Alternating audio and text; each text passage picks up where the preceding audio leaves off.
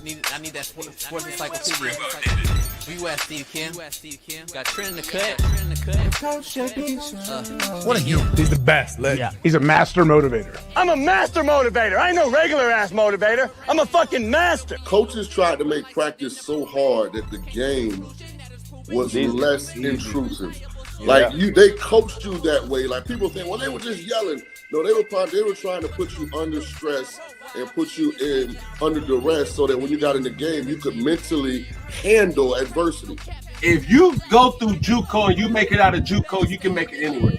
I respect the hell out of you to see that you're doing what you're doing and still doing what you're doing for real, the way you do it, man. From day one, you had the same enthusiasm. You keep the same enthusiasm, and it's fucking contagious. In my opinion, I think Shedeur Sanders is the best deep ball in college football. I don't think he's. Can you just say something nice about Shedeur Sanders? I love talking ball. It's nice to connect with guys that are like-minded and just are real and genuine. And I'll proudly stand up next to you all. God bless America. You said belt to ass, T-Red. You got the belt around you.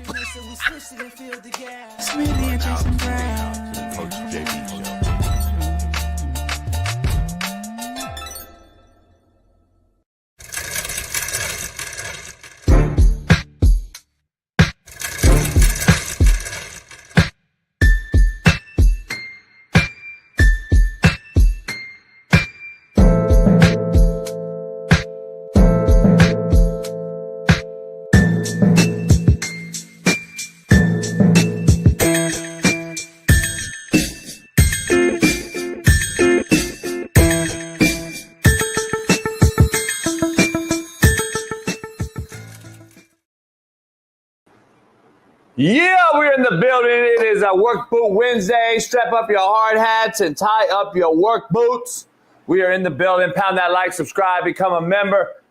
Join us today live as we got a loaded lineup. NFL legend, Raider legend. If you're a Raider fan, make sure you stay around. Greg Townsend will be joining, a good friend of the program. My junior college coach, contrary to your belief. Greg Townsend will join us. In the third hour, we got Sheldon Day, Washington Commander D tackle last year, will join us. And Super Bowl champ Shaun King joins us. So not only is he the Raider sack leader, Greg Townsend is in the top 10 NFL sack leaders of all time. So he'll join us in the third hour. So pound that like, subscribe, become a member if you're not one. We need more members so we can blow this thing up. So pound that like, Nutty Raider Nate, all the Raider fans, tell your boys to come on in. This will be the realest show on planet Earth, as it always is. Brought to you by BetUS. Head on over there today. Use the promo code CoachJB. Get you 150% bonus up to your first deposit.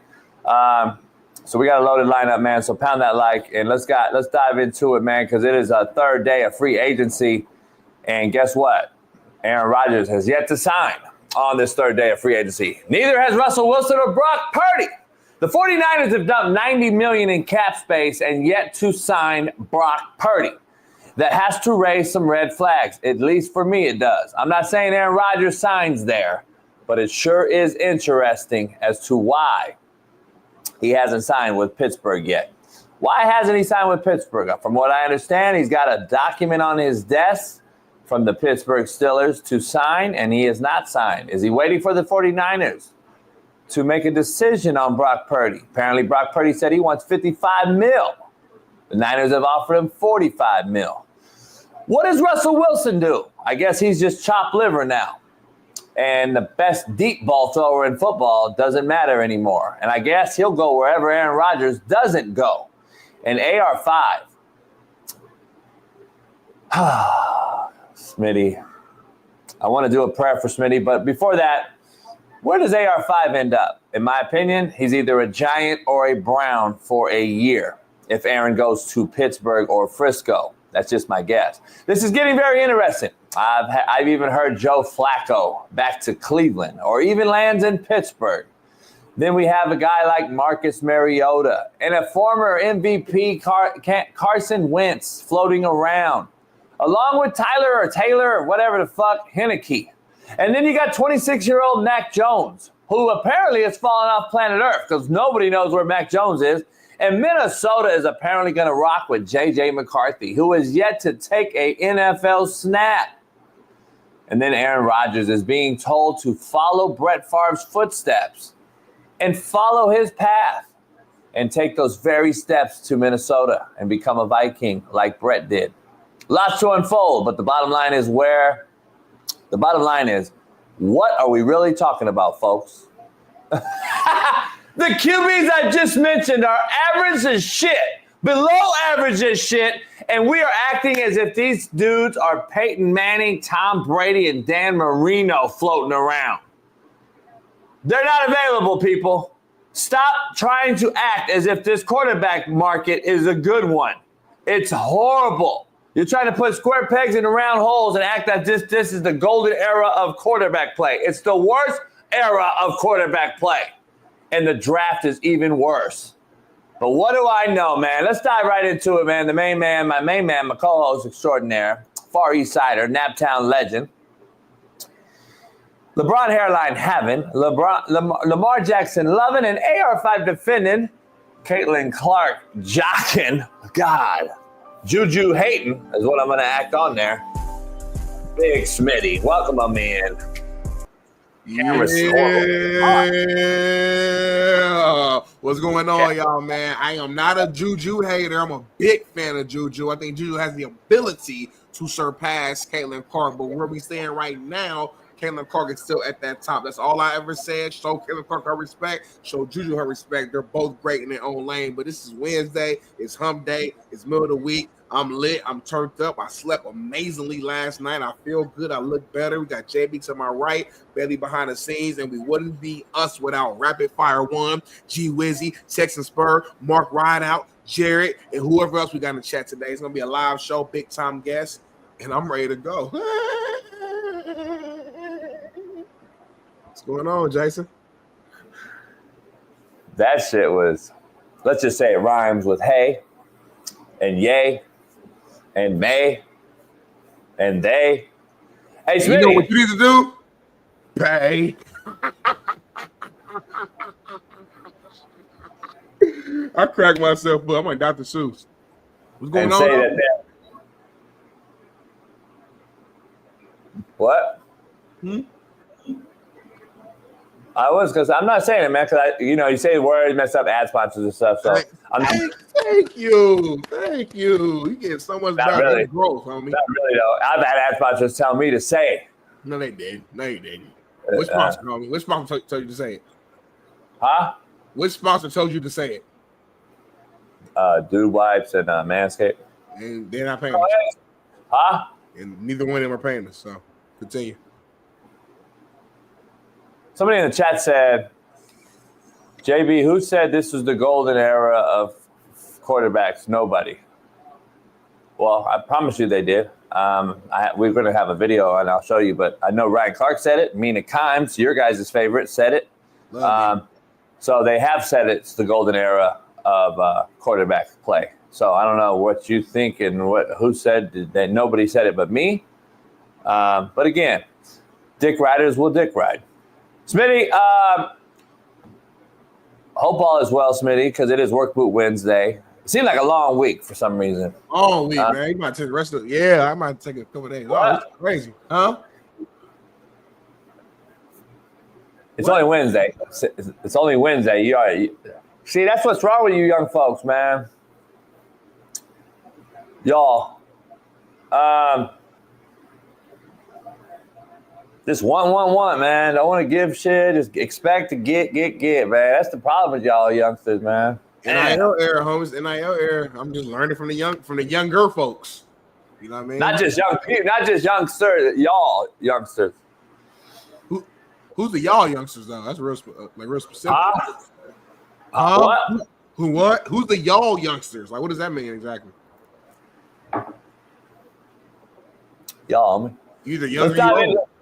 Huh? You either younger, you old, homie. You can't be both. I mean, what's the y'all young? I'm just confused. We keep going. Nah, don't worry about it. No stress over it. All right. We got a lot going on, man. Smitty, we got a lot to dive in. Let's get into the quote of the day. We got a loaded lineup. Greg Townsend, legendary Raider, sack extraordinaire. Can't wait to talk to him.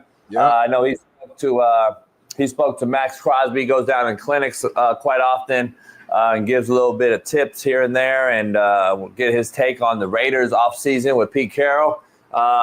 Your guy Sheldon Day joins us. I don't know if he's re-signing or is he free? Is he free again? They did get rid of Allen, obviously. So does that open up a spot for Sheldon? I know you'll ask those questions. You'll ask those tough journalistic questions that you do. That's just right off the top of the dome. We don't write those down. So contrary to belief. So I know that. And then we got Shaun King, man. We're going to break down all things. Why Aaron Rodgers has yet to sign. Russell Wilson, is he just chopped liver waiting for Aaron to go somewhere so he can go the other place? Seems like that's what it is.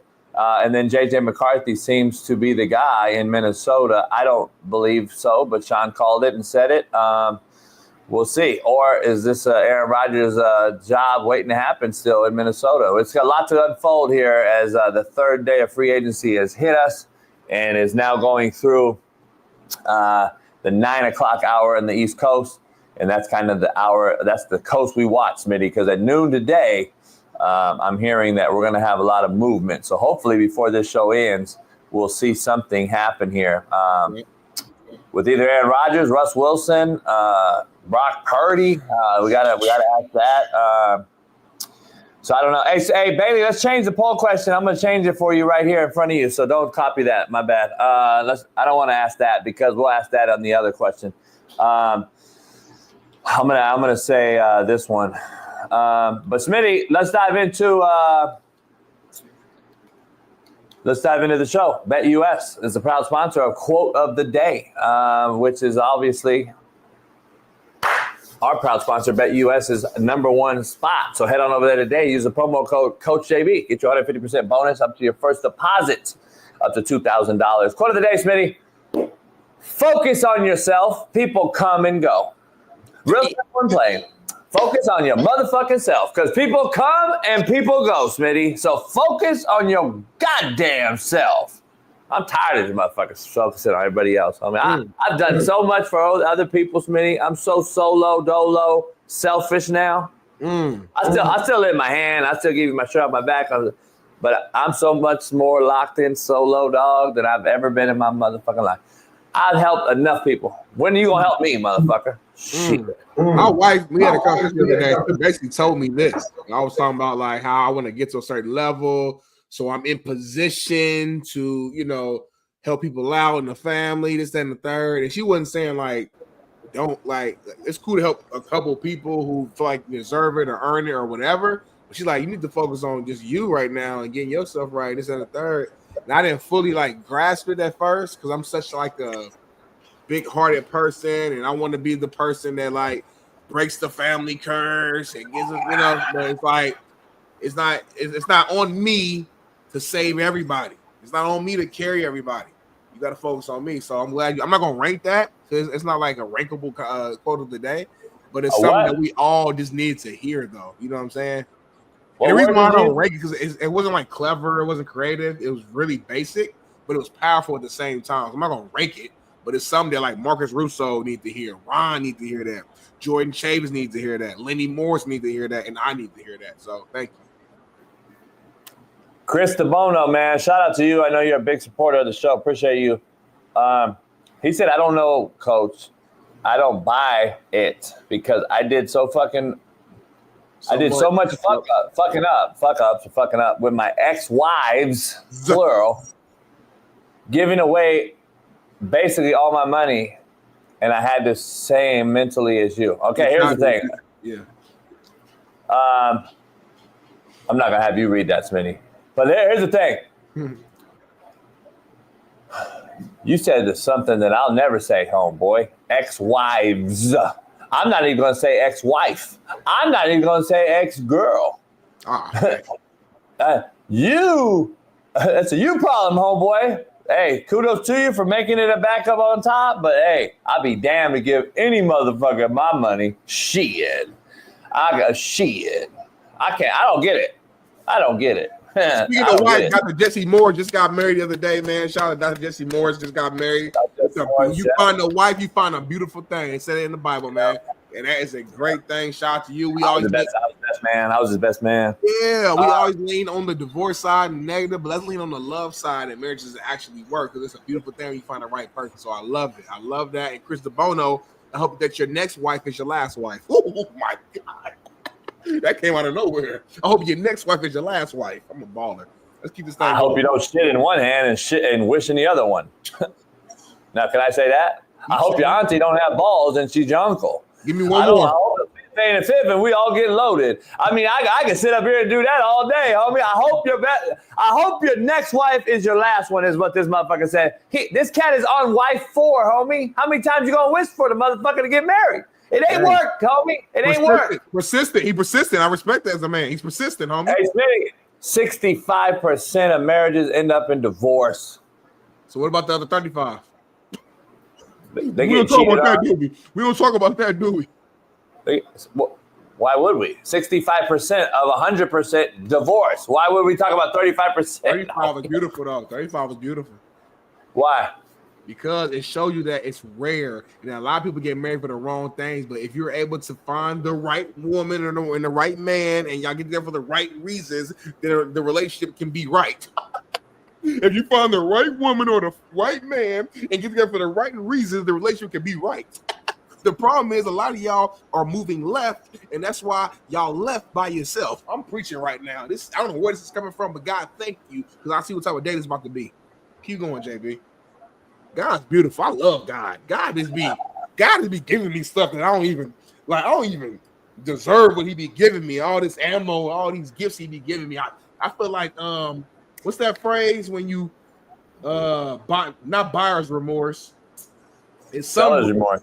It's some remorse when like you're the one that made it out the hood and you're getting all these blessings and stuff like that, and you feel like you don't deserve it. It's a certain term for that. Somebody tell me in the chat. That's how I be feeling, because I'm getting all these blessings. I be feeling bad because I don't know if everybody else is getting that or not. I don't know what they getting, but I know what I'm getting. And I'm like, man, God looking out. But keep going, homie. Yeah. Hey, man, kudos to you guys. Each his own. I'll never marry a motherfucker that bleeds once a month and don't die. Just can't do it. But you'll sit around with them. You'll go out to eat with them. You'll let them lick on you. You'll let them eat you. You'll go get pedicures with them. You'll go on the yacht with them. You'll joke with them. Have them pour you a drink. You'll cry to them. All that kind of stuff. Dog, be around them a little bit, do some stuff, but nah. I'll cook for it. Survivor's remorse. Yep, survivor remorse. And then imposter syndrome is when like you feel like you're not good enough for something. Survivor's remorse is what I was talking about, though. Thanks for that, Vincent Phillips. Yeah, I'm not good enough. I'll stay not good enough. Shit. I'll stay not good enough. I'm gonna die with my ass up, face down, and y'all can kiss it when I'm running the call. That's not cute, Jess. That's not cute. Because like my good coaches always tell me that like my coaches would always tell me how you do anything is how you do everything. How you do one thing is how you do everything. So like if you're somebody who can't be loyal and disciplined enough to be in a good committed relationship, then I can't trust you as a man to be committed and disciplined as a coach, as a leader, as a friend, as a homie. What did you say? How you do anything is how you do everything. How you do anything is how you do everything, homie. So you can't flip the light switch on. You know who said that? You know who said that? Who? I did on Netflix, and then Marshall Falk, who's a friend of mine, said it on Colorado the other day. Everybody said that, homie. That's an old thing. You just proved that you're a prime sexual more than ever, and you just watched Marshall Falk give a fucking speech, and now you think that's the first time ever hearing it. I've been hearing that for years. See, Coach Limbo, Coach P. Limbo said it differently. Coach P. Limbo said, hey, fellas, you can't flip the light switch on and off. You can't flip the light switch on and off. You're either right or you're not. Keep your blinders on. Keep your blinders on is what Coach Limbo would always tell us. It's the same thing, it's a different way, homie. Keep your blinders on, focus on things. Be you, be who you are. The prime sexuals are just unbelievable. Shout out to Marshall Falk, man, good friend of mine. Hall of Famer, homie, too. Hall of Famer. Let's dive into the contrary to belief, because you spent 20 minutes on that, homie. Trying to kill time. We don't need to kill time. We're a natural, organic show. I got a compliment yesterday, by the way, from a major producer who's been at ESPN and other places for 20 plus years, and now he's kind of a freelancer. His name is I'm on the phone. I'll tell you his name actually because you could actually Google him. He's not doing nothing for us. He made a compliment. He gave us a compliment, but what he say? He basically said your shows and your real raw numbers, because I guess he knows how to look up that shit. He was like, are on Whitlock and all these other. He mentioned a bunch of shows, Levels, Lebertard, some other people, and he goes, you have zero fake following. You're all organic.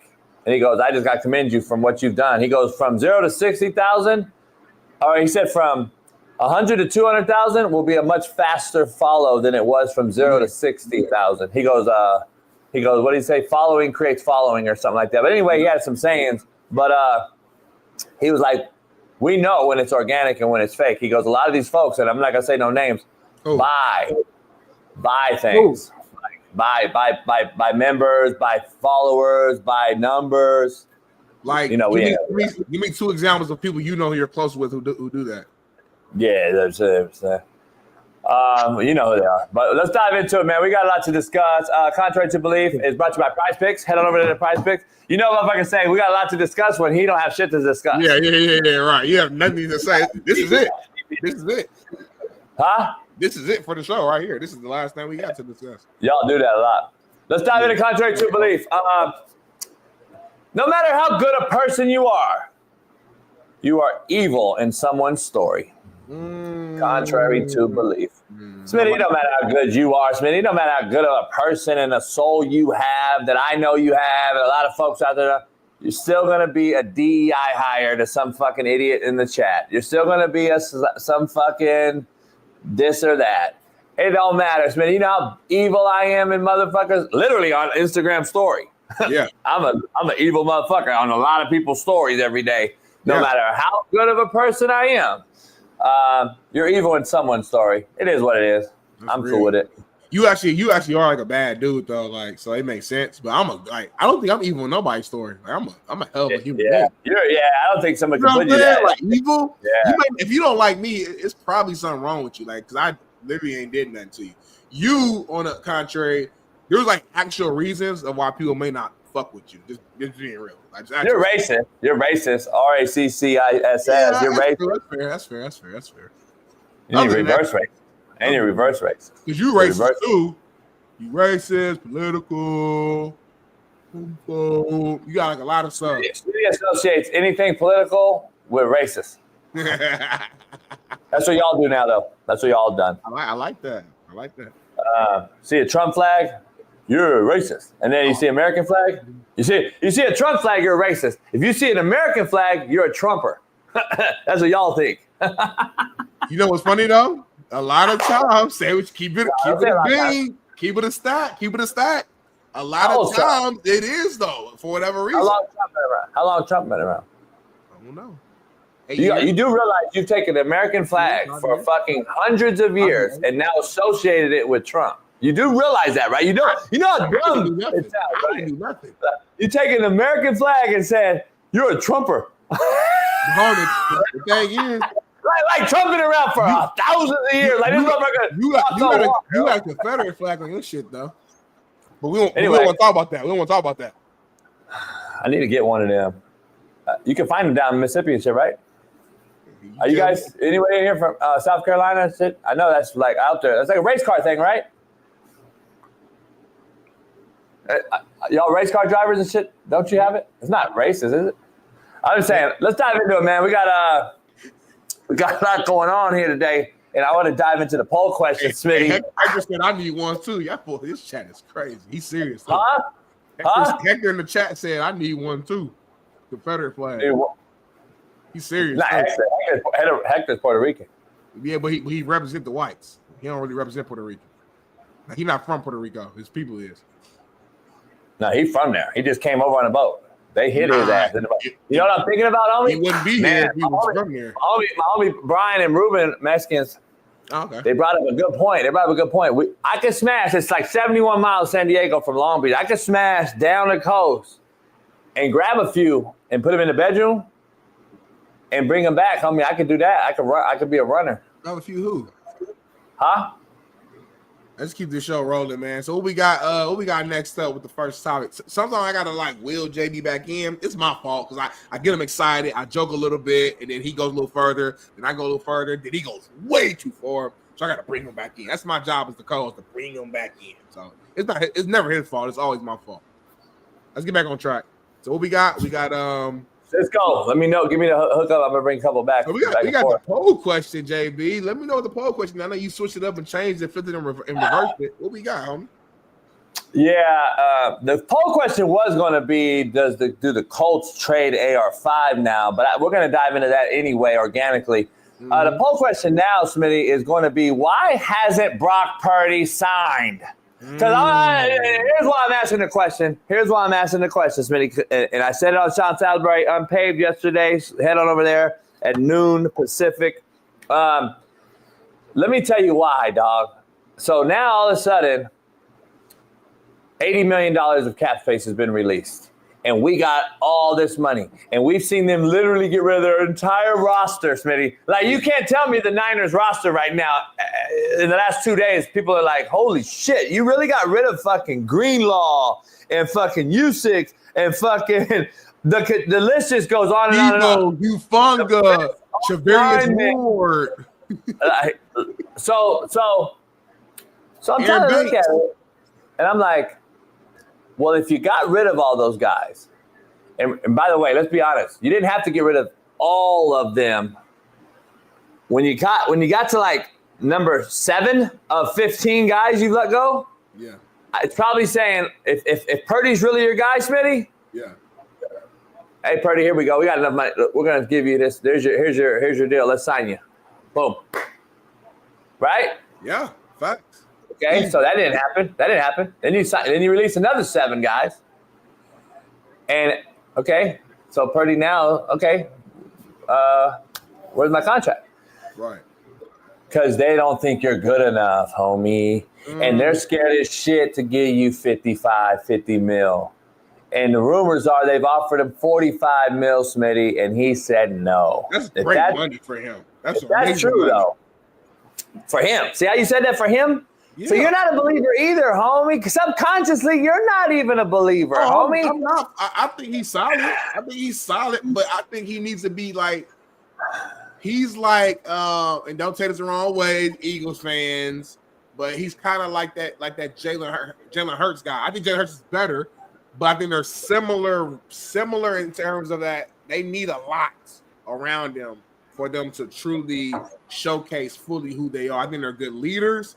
I think they don't make a ton of mistakes. They're smart, but they're limited on the skill set side. So, you know, if it's a situation like the Niners right now where they're losing everybody and you're going to have to lean more on Brock Purdy to do everything, I think you're not going to see the best version of him, because him doing everything is a bad mistake and something where he's not able to – it's going to showcase what he lacks in.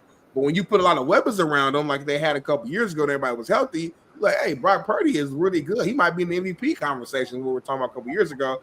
But again, he needs a lot of pieces, and you can't do both. You can't spend money on all the pieces that he needs, but then also spend $60 million on him as well. Something has to give. So they're trying to find that balance. Like, okay, we'll give you 45, which is still a hell of a number, especially considering you were a guy who was Mr. Irrelevant, and you haven't been getting paid really anything on his rookie contract. So 40-something million for you is amazing right now. It's like a dude comes from the hood and you throw 500,000, he gonna be like, oh my God, it's amazing.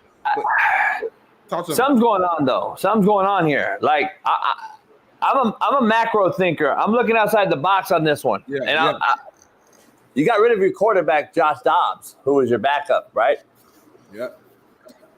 Who's on there? Bailey, who's the quarterbacks left on the roster? Because people, you got to start thinking about this in a big macro level scale. If I got rid of my backup quarterback, I think it's Brandon Allen is the backup. Yeah, one of those another fucking, I don't know what pick he was. And you got Tanner Mordecai. Mordecai. Where'd he go? School. Can't remember. Thank you. Where'd Allen go to school? Oh, damn. So, again, proving my point, quarterback's a fucking mockery in the NFL. But anyway, listen. You got rid of the guy we did know, right? Dobbs, no eyebrows, smart motherfucker. I met him. I got to play golf with him. Great dude, man. Great fucking dude. I was rooting for that motherfucker when he came in with no prep time and balled at Arizona. Then they traded him to Minnesota. The motherfucker goes to Minnesota, wins 2 games. Then the motherfucker left there, traded him. Like they traded this. They threw this motherfucker around like a flipper. But anyway, so let me what? No, I was thinking about something. You good? Keep going. They don't even know what a flipper is, homie. So look, I got flipper the other night. So listen, I'm trying to figure out if you got rid of your backup, your main backup, you wouldn't do that if you was keeping Purdy, in my opinion, homie. I'm just telling you, my gut's telling me something's up. Why wouldn't you pay this dude by now? There's something going down. And you don't really – Smitty, there's another red flag, homie. Who is trying to fight and scrap to go to Frisco right now to play with Brock Purdy? No, seriously. Give me a real question. I want to be real. Give me a real – what receivers are left even, number one? They're so desperate they signed the Rams' third wideout. T. Higgins might be available. It's like a number 1 for them. They tagged them. He ain't going nowhere. Listen. You're struggling. You were reaching, homie. We're reaching just like the quarterback position. We are really reaching right now. So we're going to grab up. I'm just reading the chat because they always going to have names. So I'm going to grab 35-year-old Keenan Allen. Come on, homie. Be real. I'm being honest. I mean, give me a real wideout. Give me a real wideout. They got the young cat, though, and they drafted last year, Ricky Pearsall. You know what I mean? So he might be something. They still got Brandon Ayuk. He comes back healthy. They got Juwan Jennings, and they still got Kittle. Kittle's like a receiver anyway. See, Ayuk right back at it again on Instagram. Like, these motherfuckers, you cannot please these motherfuckers. You cannot please these motherfuckers. He's already out there, homie. He's already out there insinuating like, oh, he wants out. Look at his IG story or whatever. People were sending it to me last night. You can never please these motherfuckers. This motherfucker got the money he bitched about and then got hurt.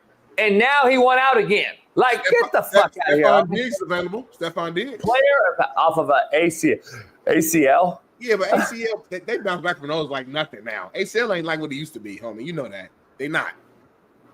Hey, here, let me give you a little synopsis real quick on how crazy it is when you got money. True story. Tiger Woods wakes up yesterday.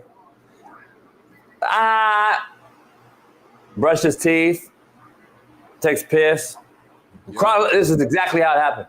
Yep. Got a little orange juice. He ain't wash his hands? I don't know. Got a little orange juice. Shot up a little bit. And then he goes out. Take little pills. He got out. He went outside. He opened his back door. Yep. And walks onto his own 18-hole golf course at his house. Yep. All right. Takes a swing. Fuck happened. Motherfucker like Kobe Bryant around this motherfucker right here. This is exactly what happened yesterday, homie. Hey, Doc, can you come check me out? Something happened. Got his own doctor. Doctor comes right over, in Florida. You just tore your Achilles. What? I just tore my Achilles. I want to come back. We'll fly you. We'll helicopter you over. All right, cool. Helicopter comes, grabs Tiger, takes him over to the hospital. They do an emergency procedure, Aaron Rodgers style. Yep. Motherfucker gets a surgery within an hour of rupturing his Achilles, back home, and tweets out what happened. This motherfucker tore his Achilles. Yeah. Had surgery, and is back home in the same day. You and I be waiting 6 months to even find out what we had. Right. We got 6 months later. Oh, you tore your Achilles 6 months ago, homie. Look, me and you, we don't want to spend our hospital bills. We're gonna walk around for a minute, like, no, I'm cool, I think. I put a little pressure on it. We're gonna really see if it's really at. I'm not lying. That's a true story, homie. This motherfucker blew his Achilles, had surgery all before lunch, and was eating with the kids with a whole new with a wrap and the whole deal. He had full on surgery, homie. Yeah. And they replay. This motherfucker will be back golfing in 6 months. To your point, so it's like, I get it. Medical feels crazy, but I'm just gonna be honest. ACL ain't shit. It is shit though when we're talking about he's the best available for Brock Purdy when you just dumped your entire roster. Something's up. That's all I'm saying on this poll question. Something's going on, homie. There's no way that this just seems like normal business. This seems like something's up. I'm just going to be honest. I don't know what is up, but I can't wait to ask our guests and shit. Shaun King as well. Something's up. I'm going to be honest. I don't know what, but I don't think this is Smitty, from what I understand, Aaron Rodgers had a piece of paper in front of him from the Pittsburgh Steelers. He has not signed that piece of paper for whatever reason. You can't tell me that this is 25-year-old Aaron Rodgers and he has 30 teams trying to get him. There's not. We know that. This is like playing spades, homie. It's like one in a possible at this point. It's one at a possible. You got a bad hand right now, homie. It's one in a possible, homie. How many books you got, Smitty? Fuck, one in a possible, man. I might be able to get BPS. I might be able to get you one more. You know what I'm saying? Might 2.5. And then you know what happens? BPS right here all day long. We playing. You got 4 fucking man shit. How the cards laid out.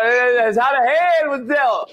You know how it goes. So now the got Frisco. 3 jokers and a king. Hey, now you got Pittsburgh, Frisco is involved. Now you got Minnesota fell on the table. You got Minnesota. Something has happened why Aaron Rodgers ain't signed that, because there's no way that there's all these teams waiting for Aaron Rodgers' services. It's Pittsburgh to me, unless something happened. And either this is the only thing I can figure that happened. Minnesota got involved and Frisco got involved to come back home. Who else? It ain't the Giants. You can't tell me that the New York Giants are the destination spot unless, from what I'm understanding, he just redid his whole house and everything like that in New York. But I cannot imagine a conservative cat like him in a shithole like New York. It's just like California right now, littered by fucking everything. I don't think he would do that. I don't think that's the cat. Well, why would he go to the Bay, though? It's the same shit. But he's from there. That's the only thing I'm saying is different. He's from home. If you're cool going to the Bay and doing all that, then you know what I'm saying? Like, I don't think that's like, to me, I'd rather be home than on enemy turf. I'd rather be home anytime in with some shit jump off, homie. Come on now. That's common knowledge. I'd rather be at home where at least I know how to move. I go to the wrong alley in New York, homie. I don't even know where I'm at. I'm at the dead end. In the Bay, I know where I'm at. I don't know, Smitty. I'm just saying. I could be wrong on all this assumptions. I'm just saying something's fishy. Usually I'm dead on balls accurate. Something's fishy, Smitty. And don't say, but what do I know when the motherfucker signs with Frisco or Minnesota or something? But, you know. No, I like Minnesota. Don't throw other teams out there. To me, I said this on the show. Minnesota's the best team available and the best option for him. I don't know why that's not something that media is talking about. It feels like it's Steelers or bust right now. It's the only thing I'm hearing. I'm like, man, to me, you go to a team that won 14 games last year with better offensive weapons, better offensive mind in terms of the head coach. Because as much as I love Tomlin, he's a defensive guy, leader, all the intangibles. He's not really a great offensive mind. So at this point in Aaron Rodgers' career, I don't know how helpful that is, and in being in that offense with Arthur Smith, I believe, is over there as the OC. So I just to me the Vikings makes the most sense, but we're not really hearing that in the media right now. So listen, I'm with you. I do think something's up. There's a reason why he hasn't signed those dotted lines yet, or those dotted lines.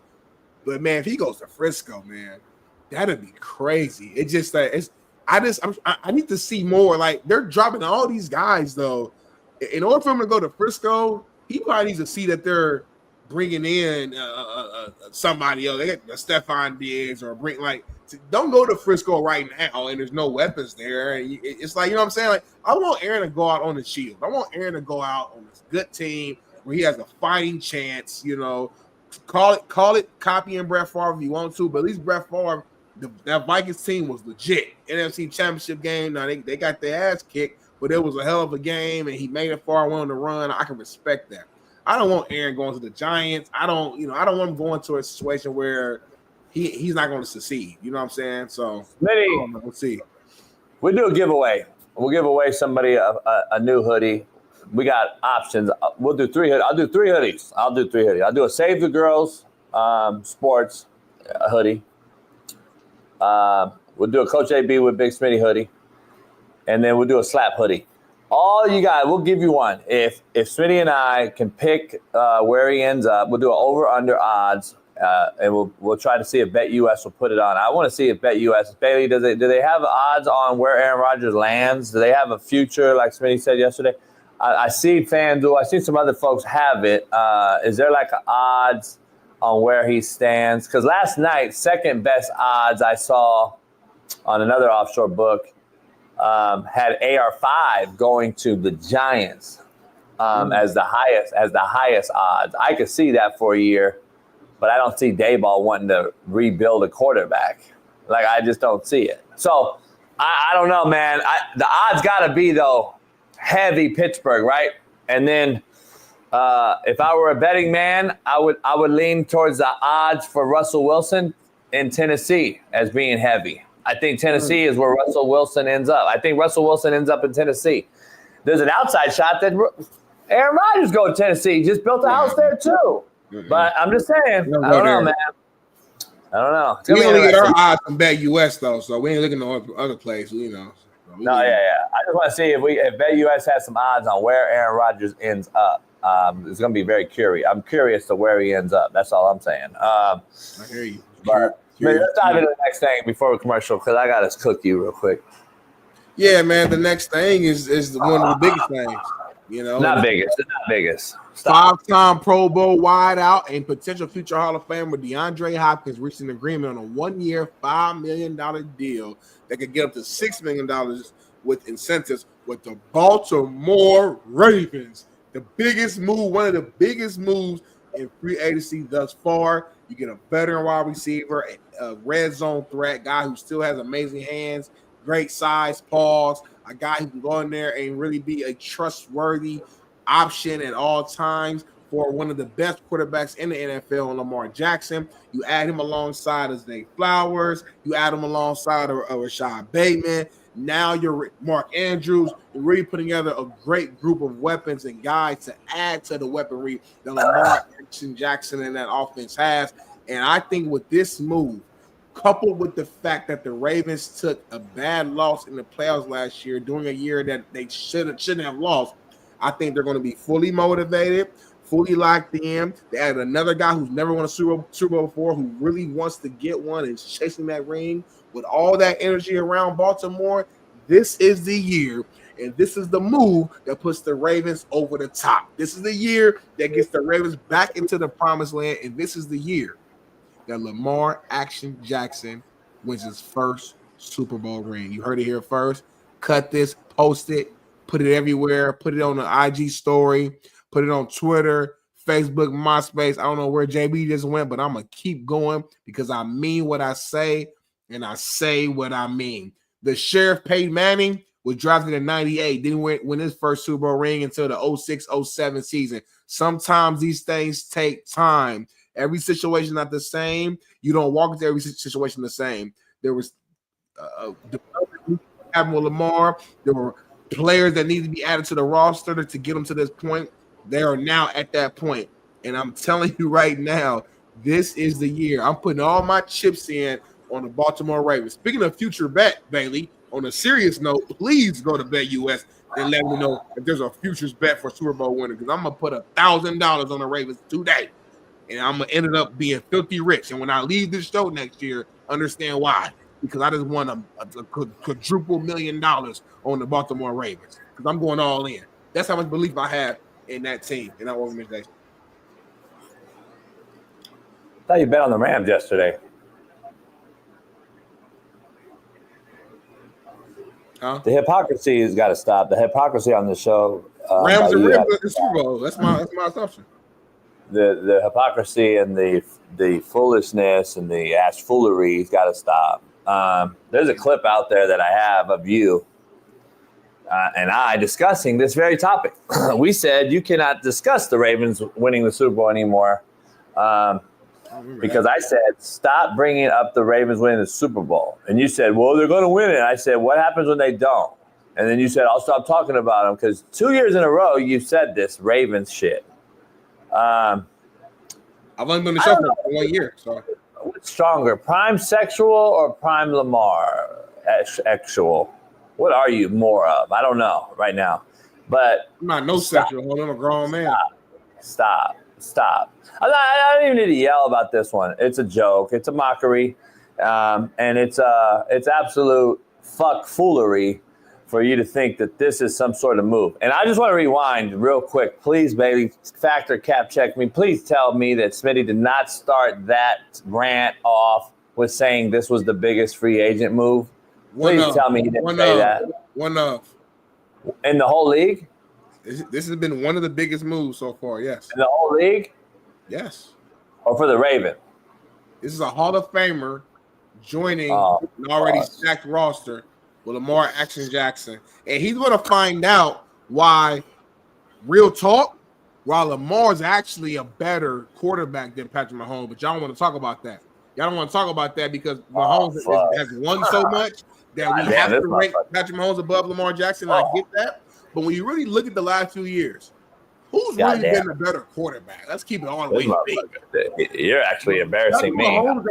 Patrick Mahomes has been Mahomes in a 3 years.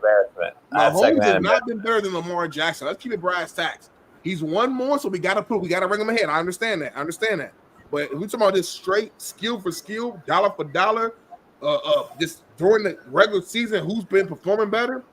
Patrick Mahomes ain't played better than Lamar Jackson. And D-Hop is going to have a way better season with Lamar than he did with Patrick Mahomes.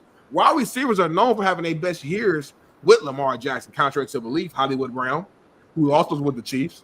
And he ain't had no good year either. I understand he was hurt for a little bit, but even when he was healthy, he didn't do much. But he had an only 1,000-yard season when he was with Lamar. He didn't play with Kyler. He played with Mahomes. The only 1,000-yard season he's ever had was with Lamar Jackson. Facts, homie. I didn't make that up. Don't get mad at me. Don't kill the messenger for delivering facts. So all I'm saying is this is a bigger move than y'all think. And when the Ravens win the Super Bowl, I want y'all to post this clip everywhere. Everywhere. Please chat. I know, like, set an alarm. Ask Siri, say, hey, Siri, can you please set a reminder and alarm for February 7th, 2026 to post this clip about the Ravens in the Super Bowl? Set it up now. I do not want you to forget. D. Jones, I'm going to keep talking, D. Jones, because you got the worst team in the AFC South. So you can't say nothing.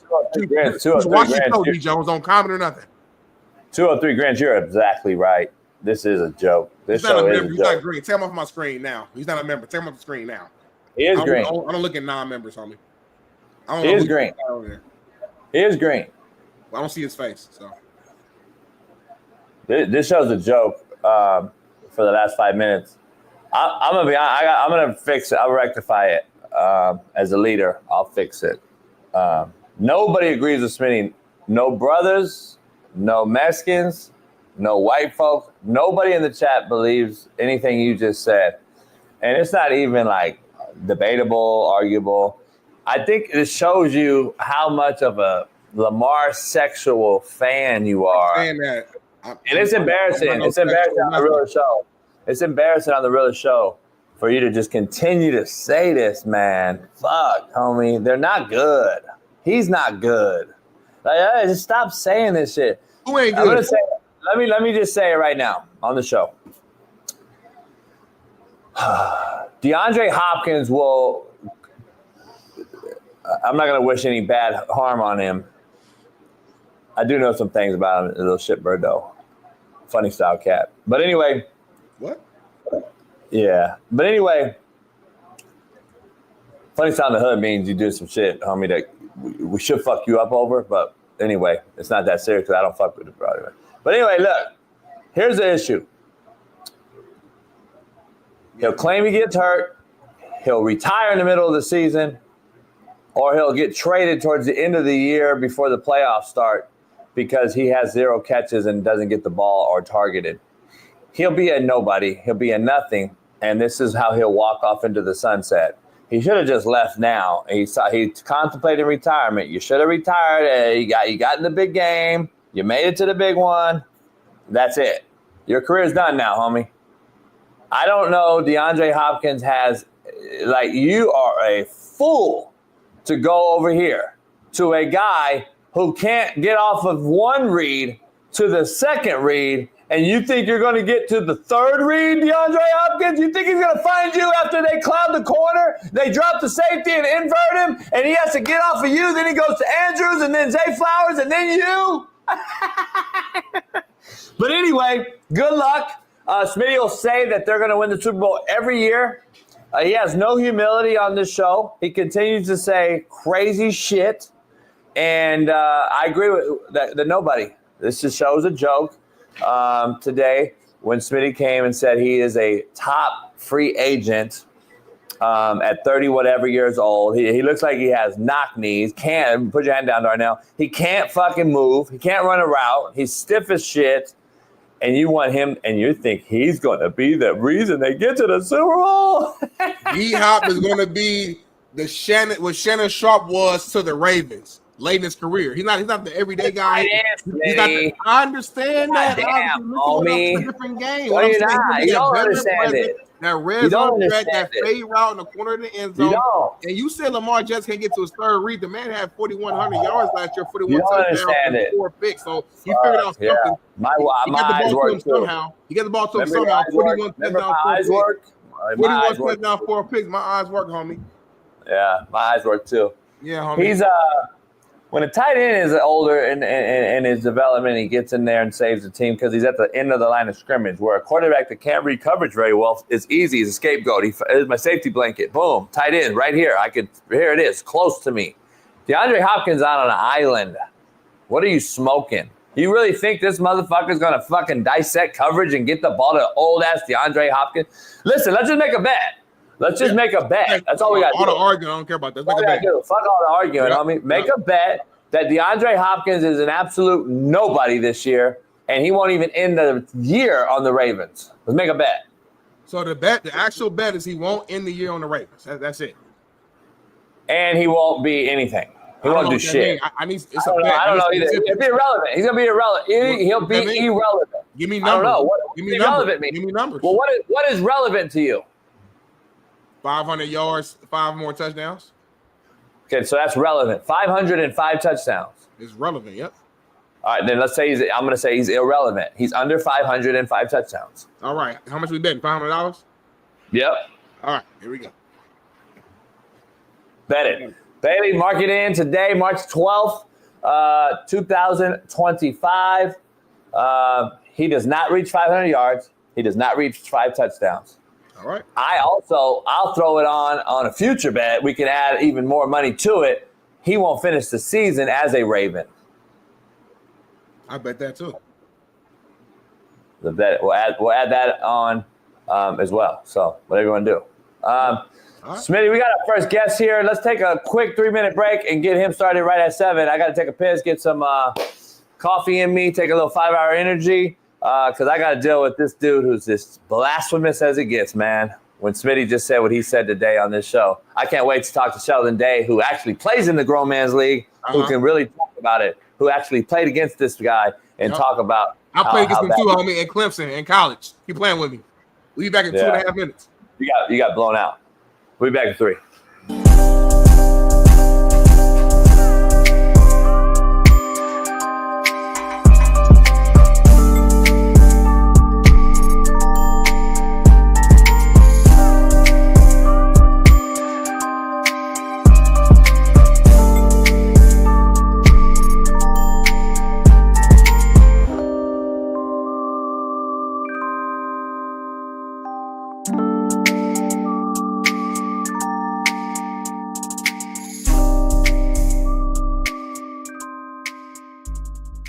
says its plan is to put Bailey an said, hold up, electronic system to measure first downs into motion this upcoming regular season. I remember we talked about this, I think, with Steve. Every year. We talked about this with Steve though a while back. No, I think Steve, if I'm not mistaken, was the guy who actually feels like this should have been done, if I'm not mistaken. Maybe I'm getting confused with another guest, but I'm pretty sure Steve was like, hey, it's 2025. It's like, at this point, we should be able to have an electrical system.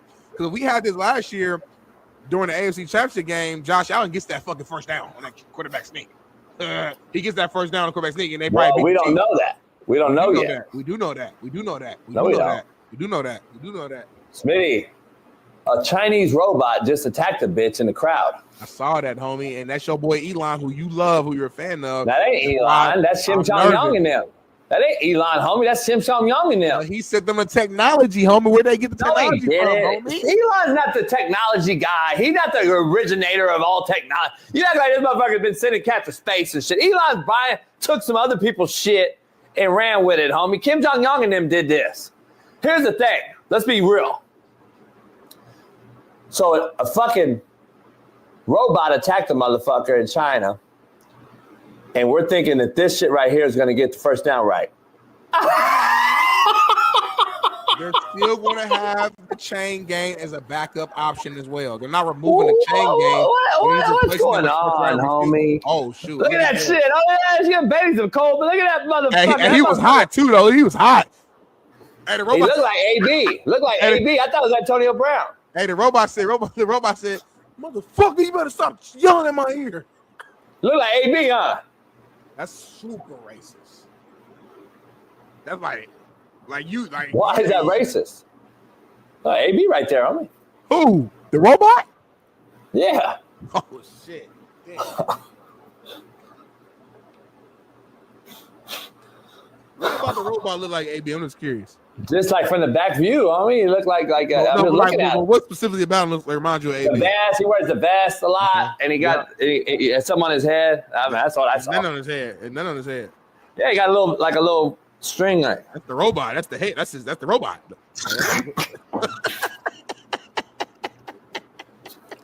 That's him. That's the robot head, homie. That's him. Yeah.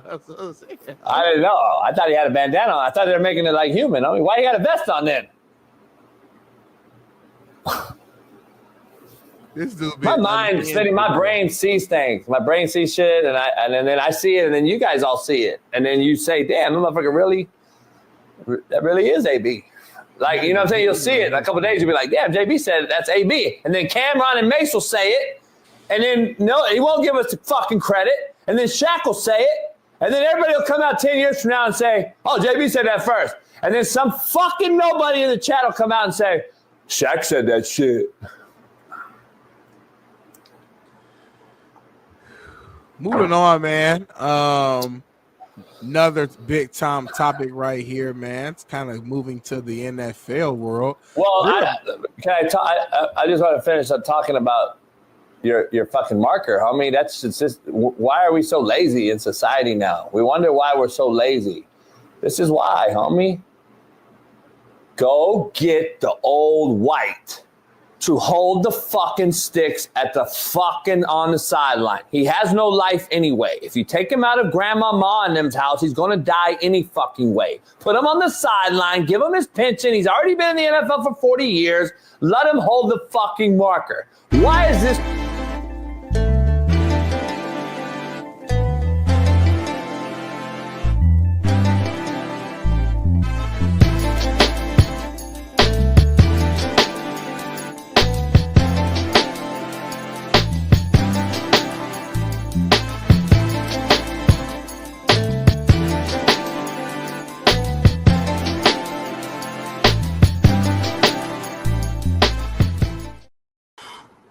Yo, we are back. Hour number 2. Make sure you hit that subscribe button, like, follow, become a member, and join our Discord. Me and JB, we be in the Discord every single day for about at least 2 to 3 hours, just talking to our fans, our supporters. So don't miss out on that, man. We give exclusive merch, exclusive conversations. You got to become a member to even get access to that. But like JB said before we went to commercial break, it is time for our first guest, man. My brother, 9-year NFL vet, defensive tackle, from the far east side of Indianapolis, Notre Dame legend, All-American, and a guy who played in the Super Bowl, NFC Championship game just last year. The one and only Sheldon Day just joined us. What's going on, S-Day? Hey, what's going on, y'all? Hey, JB, I just want to let you know right here, right now, Darnell is still in your homie word. I was wondering where he got it from. And I was like, dang, that sounds just like JB. So shout out to you for making him a follower. He usually is a leader, but I see he's following you in your footsteps. Wait up. The word homie. Got it. Mm-hmm. Sheldon gets mad when I say homie now. Yeah, Sheldon, we know leaders create more leaders, not followers. So, it is what it is. But I appreciate that. Real recognize real at the end of the day, and we know real, and then we know. So anyway, Sheldon. Hey, Sheldon, let me ask you something. What is your former Minnesota Vikings doing? Are they very smart? Are they very, very smart? Or are they very, very, let's just say, undecided? In what regards? Well, it seemed like they got rid of a for sure thing. I tell Smitty all the time, I'd rather have some for sure pussy than for some not no pussy. That's just me. You know what I mean? If I got two brothers, she said I know she'd come over, but this one is a new one, but I don't know if I can get it. I'm gonna go with the for sure pussy. So you don't like taking risks, is what I hear. That's what I heard. I don't know, Darnell, did you hear that? I take risks, but why you worried about it then? It sounds like the new pussy might be there, so let's just do it. But you ain't had it yet. That don't matter. That's the thrill. That's the build up. But it might be horrible. Horrible. But you heard about it, JB. Huh? But you already heard about it, so you know it ain't horrible. If I heard about it, I don't want it. If you told me about it, I don't want it. That's MVP pussy, though. That means a lot of motherfuckers ran through it. I don't want it. Here's the thing. Sam Darnold is for sure pussy. 14 wins. I don't care about the last 2 games and all that old shit. Yeah. The team didn't play well. They do care. Yeah, but guess what? I'm going to go with a cat that ain't even stepped in it yet. You ain't felt this motherfucker yet. You don't know what it is. You might take the drawers off in the floor. Oh, shit, this motherfucker stink like Badussy. Yep. I'm just saying, I like JJ. I think JJ's going to be he's a talented dude. Shaun King coached him that comes on our show. But, man, it's a lot of risk, dog. And my question to you is it for surely JJ's job, or do you think there's something out there brewing with the guy like Aaron Rodgers where it's starting to rumor up? I feel like it's always going to be competition. So I feel like they bring in somebody. It might be JJ's job to lose, but JJ is definitely that number one guy right now. And I feel like if you bring Aaron Rodgers in, they're not bringing him in to sit. He might be one of those things. He said he would help his second-string quarterback now. Or he said he would start helping these young guys mature. I know he said it. He might not mean it, but he did say it. So, I mean, it could be one of those situations where he can learn from A. Rodgers, help him like, I saw cover 3. This is where you go with it, stuff like that. But, we'll never know till we know. So, I'm the type where you don't know where it smells. You don't know what it smells like. So, let's take that motherfucker down. We're going to see if it smells good or bad. But, JB, I heard you still do it even if it smells bad. So, nah. We got a saying on this show. Smitty eats, I beat. So anyway, but you don't beat, you get 8. Hey, what he do? He get 8. He don't beat. He get 8. He told me I'm old. He said I didn't hit more. I didn't hit more chicks than you can think of. He said I don't feel like doing that. They come over. He said they give him some AE. And they give them head and they leave and that's it. AE Sports? What's AE? JB gonna hold on. You don't know about AE yet? You know what AE is? I ain't never. All I know is EA Sports. No, AE. AE. Yeah. Ass eater. You got some of them on the team, JB? Some of them, all of them. Don't let them tell you they don't do it. What's that conversation? They all do it. What's that conversation? They all do it. Huh? What's that conversation look like? You just like, yo, you about to eat. It's a regular conversation. You know what I'm saying? When they're down there, I just tell them it's a little bit further than the balls. So anyway, let's move on. Amicably. Hey, Smitty, I gotta ask you guys, man. Smitty don't really need to be on this conversation because the real question is gonna be asked by me to you. Okay. So Smitty can just be kind of sitting there on the side. You can make him little, Bailey.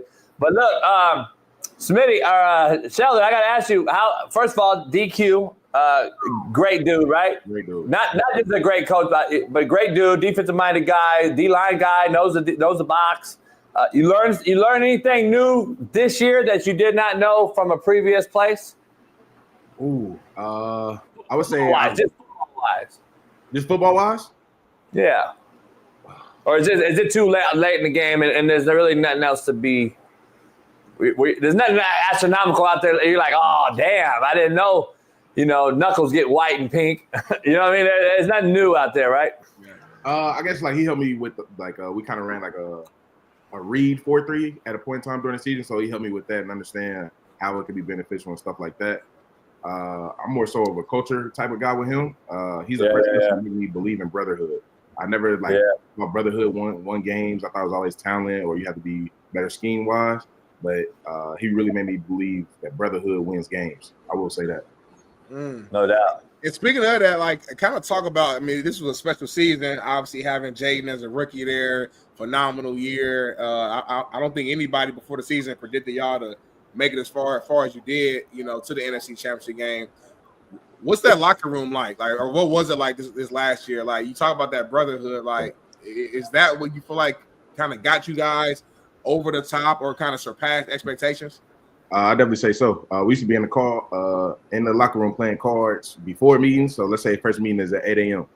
We in there at 6:30 playing cards. We in the sauna talking about life. I found out so much stuff about my teammates. Where usually you be in the sauna talk about how you don't want to be here or how tired you are, all this other stuff. And we over here talking about our families, what we doing in the off season, business. Yeah. We're getting deeper than I've ever got with another teammate. So stuff like that. And then we get out of meetings, let's say at 6:30. We there till 9 playing cards, playing cornhole, kicking it down in the lunchroom, talking to our coaches. Like it's a different type of environment when it came to that building. It was my first time experiencing something like that. And let me ask you a follow-up too, man. Like, so kind of stay on that brotherhood side. What's Bobby Wagner like as a leader? I feel like you two kind of got kind of close this year as being like the OGs, veterans of the team on the defense specifically. He's still out there making plays, which is insane. He's been doing it for so long. But describe you got like a funny or good Bobby Wagner story just throughout the season, just him being that leader role. Bobby, one of the most oldest, youngest dudes I've ever met. Bobby, he tried to be the cool guy, but then like when one of the young guys was like, "You don't know nothing about no music," he'd start bringing up like Tupac and stuff like that. I'm like, Bobby, you too old to do that. You gotta start saying like Kendrick or another young LA rapper or something like that. But then like he was one of those guys who you could always talk to, always answered every question, and then he would start bringing guys along on the journey. So me and him used to watch film, let's say 6:30 every day. So it started with me and him. Then the other linebackers came. Then the other young lineman came. Then it became a whole entire defense thing where we just picking each other's brain. Oh, like I saw this last night in film. Or, oh, when they get in twin personnel, they go run, stretch solid, stuff like that. So he's growing the football knowledge of everybody. And now he's bringing everybody on the journey. So I've not seen many people be able to move an entire defense to start joining early meetings. Like who want to get up at 6:30 in the morning before a lift and go watch film? Right. Nobody don't want to do that. You want to sleep to the last minute. You want to run in the lift at the last minute. And to get people there early, it just start changing the culture. Gotcha. Shout out to Colony High School. My buddy coached him out here in IE, Southern California. Bobby's a SoCal legend out here. Let me ask you, Jaden Daniels, rookie of the year, obviously. How impressed have you been around? You've been in the league 9 years. You've been around probably, 20-plus quarterbacks in the league, having at least 3 on each team, right? So how impressed are you as a rookie, how mature? Because, again, buddies have coached him. I've known him since he was a little kid. How mature? I know he's a super mature kid as far as how he approaches the day. Still a little joker and all that shit, but he's a kid. He's very mature at his age. How impressed were you by him when you got in that locker room? Very impressed. First, he didn't talk, and I'm like, what's wrong with this dude? Like, why don't he talk? Yeah. And as you start to get to know him, he warms up and stuff like that. So very impressed with him when it came to that, but just the way he handled himself on game days. You'd think he had been a 9-year vet, just very poised, very professional, was looking over plays before the game, looking over reads and stuff like that. And then his system, I think a lot of people kind of helped him build his system out, and his system is absolutely phenomenal. He's in the O-line meeting room for protection.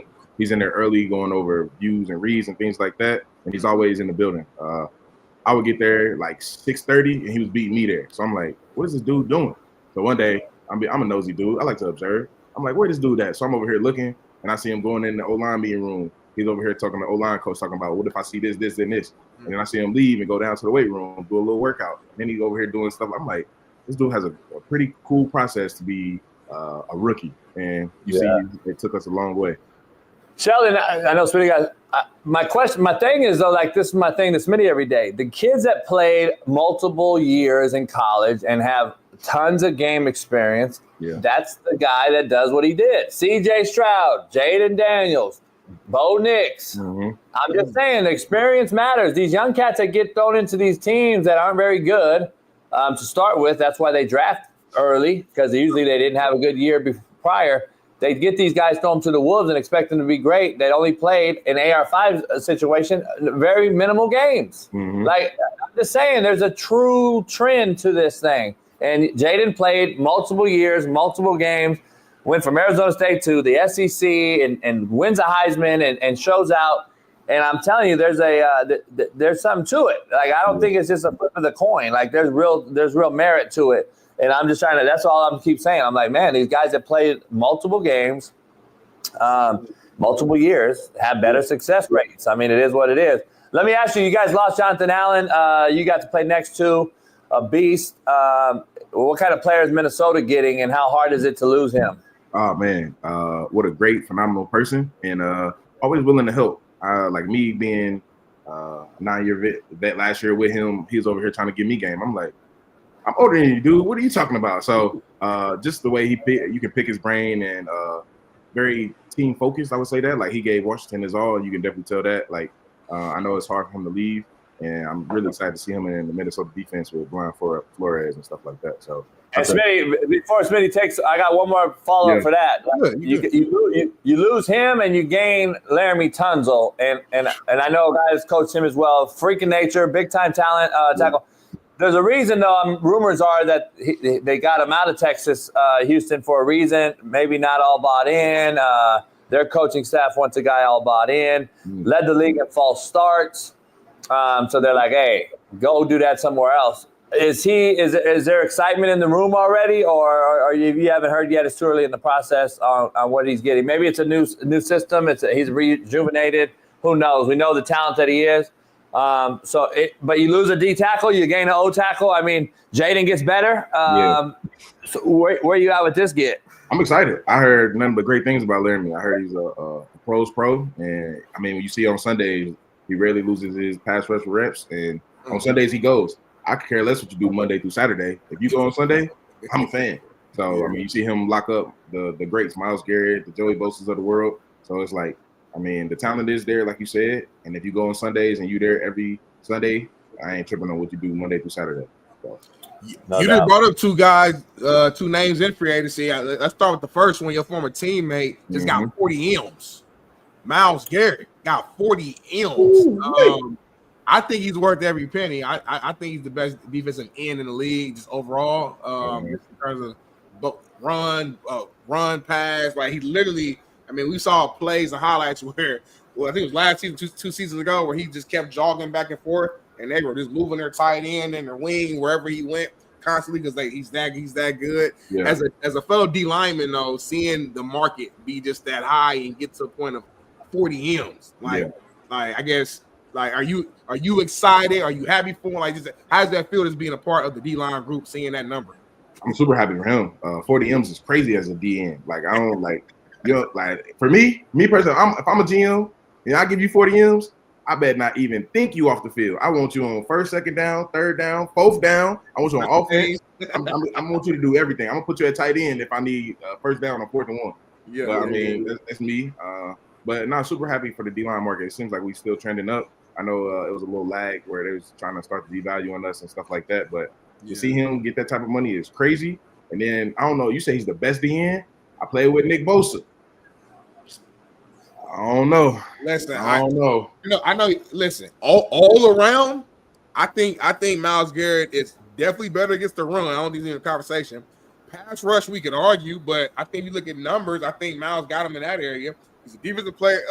Nick won defensive player of the year once, right? Myles won it once or twice.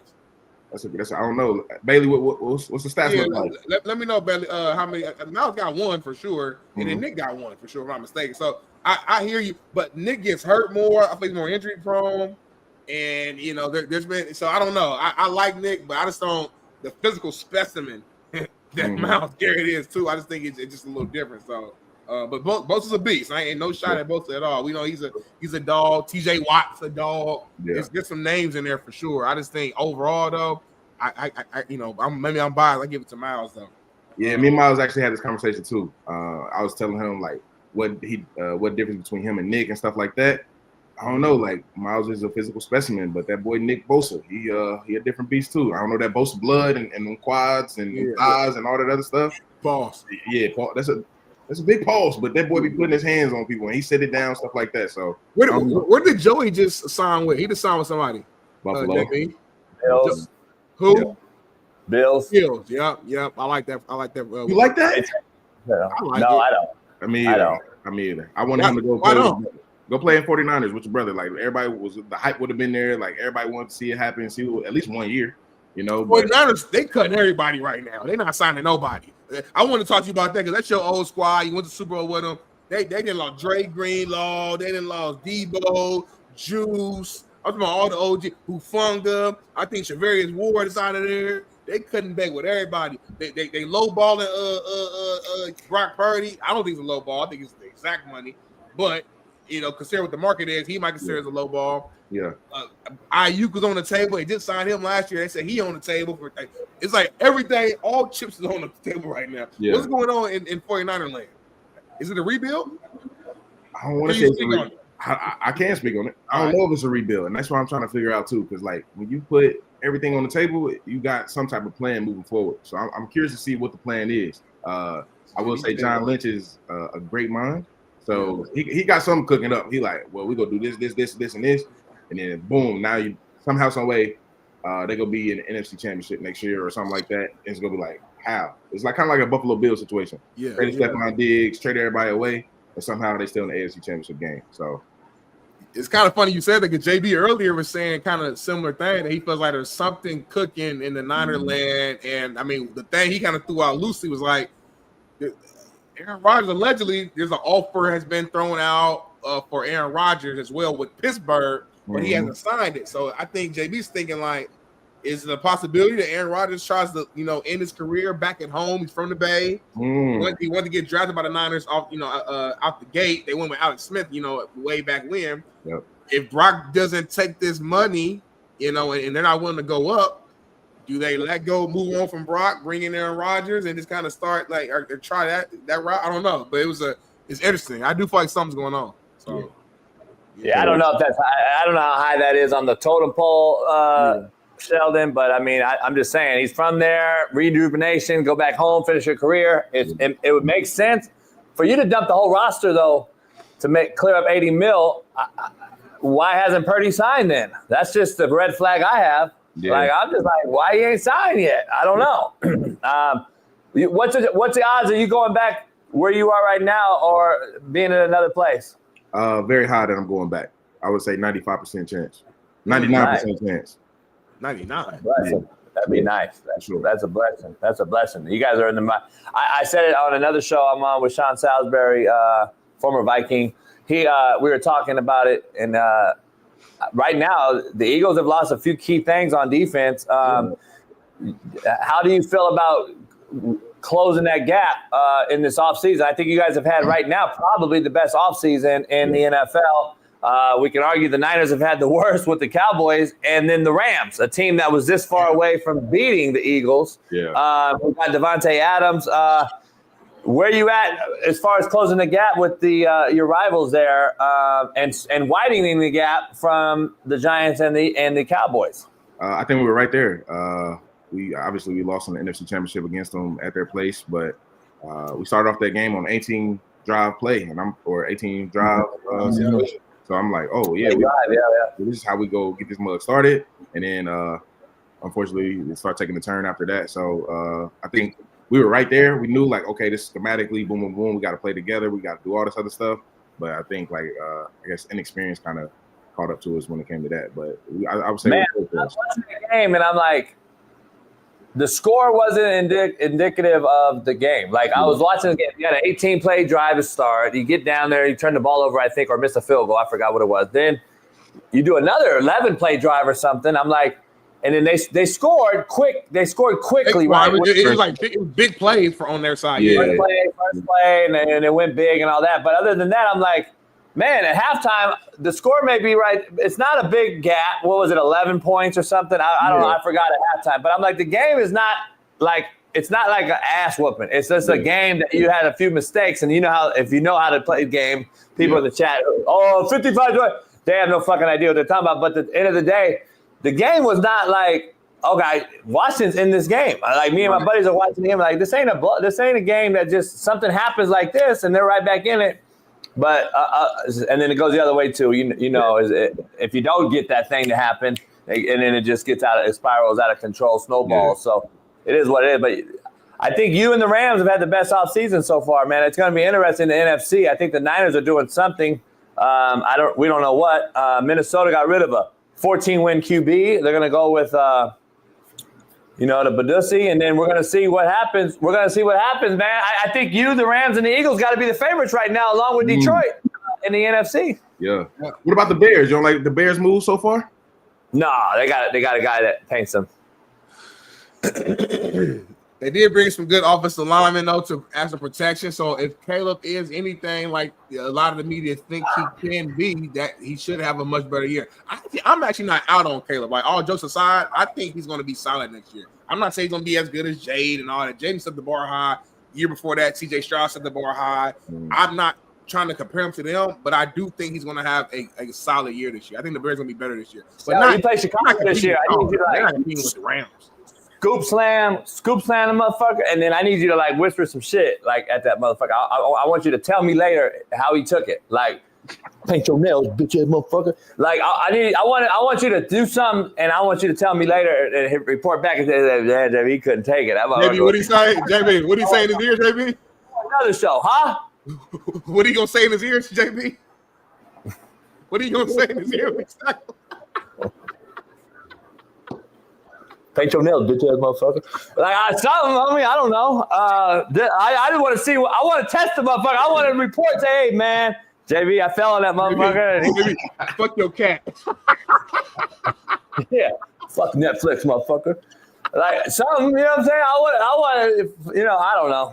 We'll see, man. I gotta hear it though. I hope you land back and watch him. I like you there with DQ. I think that you guys are close. So let me ask you this before I forget. How good was that Eagles O-line last year? Like, in terms of like, a lot of people were saying like they always highlight how big the O-line was across the 4-5. Was that one of the better O-lines you went against, or the best O-line you went against last year, or no?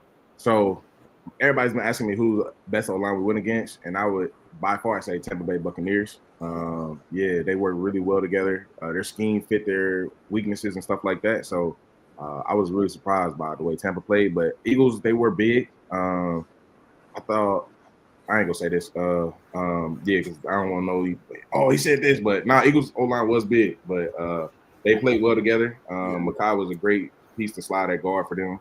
Of course, you got Leonard Dickerson, Mailata, you got Lane Johnson, and then 51 Jergens or something like that. Just in the game. They played really well together, and you can tell like they've been playing together a long time, and everything just seemed to flow. And then you put Saquon behind that; it's kind of hard not to be successful. So Saquon definitely made them go. I will say that. Saquon really like that, huh? What? Like what? I mean, we watch it on TV, but like being on the field though, like obviously you in the middle of the game, you compete, but are you like, damn, motherfucker? Like, damn, what we gonna do? Like, he was really like he really changed their whole offense this year, like to a new level. It was crazy. Yeah, it's crazy. And you see him like when you just see him run past you, and it's like you feel helpless as a D lineman. It's like I ain't about to catch him. It's like one of those ones. Like you do your little 5-yard burst, you go 1, 2, 3, and you see he already 10 yards away. It's like your 1, 2, 3 don't matter. So it's like it's a little defeating as a D lineman. I will say that he really liked that. Hey, let me ask you. At what point does Sheldon Day, 9-year vet, say, all right, man, fuck it. I'm going to start doing my own podcast too and try to get some money like Micah Parsons and these other motherfuckers. Are you gonna do that and just say fuck it? Start talking to like team players from another team and shit, like after a game, like Micah do and shit, and then still get paid 40 M's? Because I'm about to get paid 40 M's too, huh? Probably 41. Yeah, he'll get 41. He'll get 41. I don't know. I'd rather come on the JB show than do my own thing. You know, I feel like y'all got some good stuff cooking up, and then like I keep it real too. So like during the season, we hop on a Tuesday. I tell you, we got our ass beat, or we beat the fuck out of somebody. So, like, I would rather join something than start my own, because I feel like the distraction that it can cause when it's your own, you got to be consistently shooting and doing all the other stuff. It's like it takes away, and then you don't play well. Now the fans is like, oh, you're distracted and stuff like that. So, yeah, I don't know. I don't think that would be my vibe and my views. So. I feel that for sure. Yeah. Switch gears real quick, man. Yesterday we had a baseball legend, Brett Boone, came on, and JB asked him about just pro sports, like who's the best athletes, and he made a case for why baseball, MLB players, by far. And I think he said it like that too, JB. If I'm like, he said like by far had the best athletes, and he had a good explanation. He said like if I took like our best athletes, the Mookie Betts, the some of the like the best athletes in MLB now, and threw them on the basketball court, they would at least look solid. Like they would look like, okay, they know what they're doing. He said if you went and took the best football athletes or basketball athletes and put them on give them a bat and told them to swing at a baseball, they wouldn't look remotely like they knew what they were doing. So he used that as the example to say, like, one, they have the hardest sport. They say he'd be embarrassed. Hit a baseball, and then two, they got the best athletes. What's your response to that? Yes, hand-eye coordination is really hard, but you're talking about a wide receiver that can catch without seeing the ball. You got guys catching one hand like this, just over the shoulder, just falling in the bucket. That's hand-eye coordination. So I don't know if I agree, because now you swinging a bat at a ball. Maybe the ball's smaller. Maybe I don't know. But I guess me growing up and like playing backyard baseball, you can still hit the ball. I don't know. It's hard for me to agree with that statement, because now you put a baseball player, a Mookie Betts, on the football field. He getting jammed up at the line. Then, you just like, what position he go play? He play running back. He get hit once. Like, Smitty explained it horribly, like a micro thinker. Here's how. So I'm gonna let me clarify what he said. Basically, he said he knows. You say anything wrong, I'm gonna call you out. Yeah. He said basically, if you go from baseball to football or basketball, you won't get flat out embarrassed as a football or basketball player coming up and getting in the cage against a major league pitcher. You would look absolutely embarrassing. Like, you would not have a shot at looking remotely like a pro athlete. But a pro baseball player going over there at least won't be flat out embarrassed. Somebody could get a shot off. Somebody could catch a ball. Yeah. So you agree to that? I don't. Because it depends. Like, everybody can catch a ball 7-on-7. You playing against air.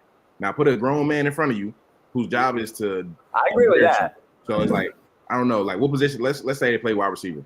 They gonna get jammed up. They're not gonna get off the line, and I would say that's embarrassing. Like, if a receiver don't get off the line, that's embarrassing. You put him at running back, he might mess around and jack up the handoff.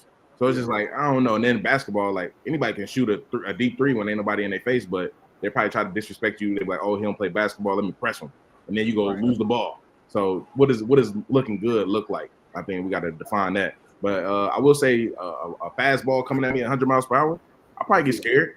But as soon as my eye get adjusted, I feel like I might make contact. It ain't gonna be no home run. It ain't gonna be nothing like that. But I feel like I can make contact. I don't know, as Dave, because and JB, what's the percentage? Like, I'll be real. Like, at 90 miles an hour, like I was so out of it. Like, I just, as soon as the ball left the thing, I just swung, and I still missed the motherfucker. It got you that fast. The motherfucking ball is on you like this. Homie, it's the hardest thing to do. I agree with him. In baseball, was it like a 300 or better, like a batting average is like considered like solid, right? Yeah. Think about that. Like, that's 300 is legit. 250 now. 265 is legit. 300. If you do 200, you're really good. But 300, you're like a Hall of Famer and shit. I know, but like, think about that though. Like, so that means more than half the other time you're not hitting it. Yeah. You're not you know what I'm saying? So like, their sport is so hard that if you just get 250, batting average, you're doing good. So I do respect that. I think hitting the ball is extremely hard. All the other stuff, I don't know.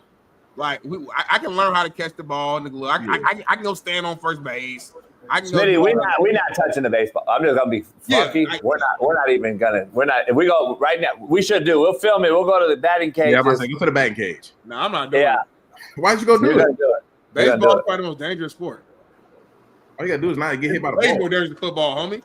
You got 100 miles per hour baseball, and sometimes they throw it at you, homie. Hold on, did you just say it's more dangerous than football? Yeah, I do. I believe that. I stand Is by it that. only because you can get hit with a ball? That baseball can kill you, homie. You ain't never seen that baseball to your face like that. If you don't move fast enough, it's a wrap. Football, listen, it's physical. Your body's gonna hurt, but we got a helmet on. Y'all got the helmet counters on top of the helmet. We got the shoulder pads, the pants, stop. You're protected, homie. You're protected. So you telling me if you don't take the wrong hit at the wrrong time, you couldn't die from football? We saw, obviously, we know the situation. That was one of the most rare things. Like, that's super rare. Mm-hmm. We played for football our whole life. That happened. We get it. Anything's possible. Okay. We've seen people pass out on the court, and like we've seen every sport it happen, but it's super rare in football. Super rare. Sure. Smitty, let me ask you something. The dudes leave baseball and die 40, 50 years, old when they leave baseball at 30? No. Football players leave at 30 and die at 40, homie. Come on, stop. You gotta stop. CTE now, all the other bullshit. Stop. Baseball don't have that problem. Anyway, that's a horrible take. Hey, Sheldon. Everything he been having some horrible takes today. I feel like thank you, homie. I told this motherfucker. I told him just sit on the little picture, homie. I'm a macro thinker. I'm a macro make Smitty a little boy. Make Smitty a little boy. Put your finger down. Make him a little boy. Put him in the corner. Baby, talking to me. Put your finger Make down. him a little boy. Thank you. Make him a little boy. Hand down. There you go. Make me and Sheldon a big boy, though. Put Smitty a little boy. Make him and put him in the corner. Put him in the corner. Sheldon, I'm gonna be honest, man. I don't know. This motherfucker be saying some shit, dog, lately. Like he's talking about Lamar Jackson. Let's get the Brian all kind of shit. Lamar Jackson is a legit. He one of the best quarterbacks in the league, right? Mm-hmm. Conference is close. That's all I mean, we know that. That's not. We don't know that because you said he's horrible. You said he's horrible. He can't throw the ball. Hey, Sheldon. That's a horrible take. You said he's horrible. Yes or no? Factor cap. Cap. I did not say he's horrible. I said he had the best year of his career last year. Sheldon, what I said was DeAndre Hopkins at 46 years old is not going to be relevant on this roster. He's a fourth wideout after the tight end. Come on now. He ain't DeAndre Hopkins, Tennessee, dog, or Houston. Like, that's my whole thing. I'm like, this guy ain't making. Smitty said he's the number one free agent signing. I didn't say that. I said he's one of the biggest signings so far. He's gonna make a bigger impact. He's gonna make a bigger impact. When we fast forward to the season, we look back, y'all gonna be like, damn, he really did play like an important role. Red zone threat. The man's catching touchdowns and on the fade route. We gonna see it later on. Right now, it's like, it's D-Hop. Later on, we're gonna see it. Watch. It's the reason why they signed him. I kind of feel that take a little bit, JB, only because Lamar asked that triple threat where Ozzy gonna run. Now D-Hop really go get that one-on-one. And that's kind of the Deshaun Watson D-Hop situation where you could just tell him run straight, catch it, big, all that stuff. So he's not a number one. Number one gonna be Zay Flowers. We understand that, but I think D-Hop's gonna be a big play guy. Like he's gonna have games where he has like 3 catches, but it might be 80 yards because he had one deep route and there's 2 others. And those are important plays that help win the game. You know what I'm saying? Like that's all. How did what's name fare there? What was his name? Diddy. Odell was hurt. Drewski and them. Odell was hurt. Yeah, OBJ. So how did OBJ fare? How did Hollywood Brown do there and how's Zay Flowers doing there? Hollywood Brown got the fuck out. He's like, I can't get the ball. I can't get a big contract. He should have though. His best year was with the Ravens. Make it make sense, homie. Hey, they got a different O coordinator too, right? It's an actual fact. The numbers don't lie. Men lie, the numbers don't lie. Yeah. He was with Kyler, he was with Mahomes, with Lamar. Yeah. They got a new OC. OBJ didn't play with this OC, I don't think. 41 touchdowns, 4,000-something yards. Y'all should have won MVP this year, but that's another conversation. I don't. He should have won MVP. Lamar should have won MVP. It's not even like the argument. Why do you think that? I love Josh Allen. Why do you think that? Lamar was better in everything. Only thing that the Bills were better in, they had two. I think it was 2 more wins. I think we were 11. Ravens were what? 11. It was 11-5, and then 13 or 11. Hey, Sheldon, this cat. What do y'all call it? Glazing? Is that what y'all say? No. Glazing. And then on top of that, Sheldon, when they played each other in the season, motherfucker, boy. When they played each other in the regular season, this is a regular season award. The playoff game didn't matter. It's a regular season award. The Ravens built the ass against the Bills. Lamar played better than Josh when they saw each other, and my stats are better in every category. To me, it was just Lamar Jackson fatigue. They don't want to give another one. It's the same way with the NBA this year. They don't want to give the Joker the MVP. They're gonna give it to Shea Gilgeous, who's balling out. But the Joker is having historical numbers. They're not gonna give it to him. Do not play the Ravens, homie. I hate you. Y'all might end up in your relationship if y'all play the Ravens this year, because this motherfucker glazed for Lamar like a motherfucker. He will disown you. He will disown Sheldon Day for Lamar Jackson if y'all play each other, homie. I'm just telling you, this motherfucker glazed. Team my brother on is who I root for. Hey, Sheldon, the Ravens had 9 fucking Pro Bowlers to 1. And they got Derrick Henry, the addition of, and then the Bills lose, Diggs. James Cook one of the best running backs in the league this year. Stop it, homie. Stop with looking at James. James Cook had a phenomenal year. James Cook had like 17 touchdowns, 15 touchdowns this year. Hey, so let me ask you something. So last year then, so you agreed. So you're saying they should flip then, because Josh Allen had what Lamar did this year, last year. So he should have won the MVP last year, right? The Bills record was bad. The Bills record wasn't good enough. It's always something, Sheldon. It's always something. I didn't know it was a team award. I thought it was MVP, homie. Bills record wasn't good enough, homie. Bills record wasn't good enough. It was a team award. Bills record wasn't good enough, homie. This motherfucker all over the place, Sheldon. Sheldon, this motherfucker need to go. That's a lazy argument. He need to go take a nap, homie. That's a lazy argument. You need a vacation.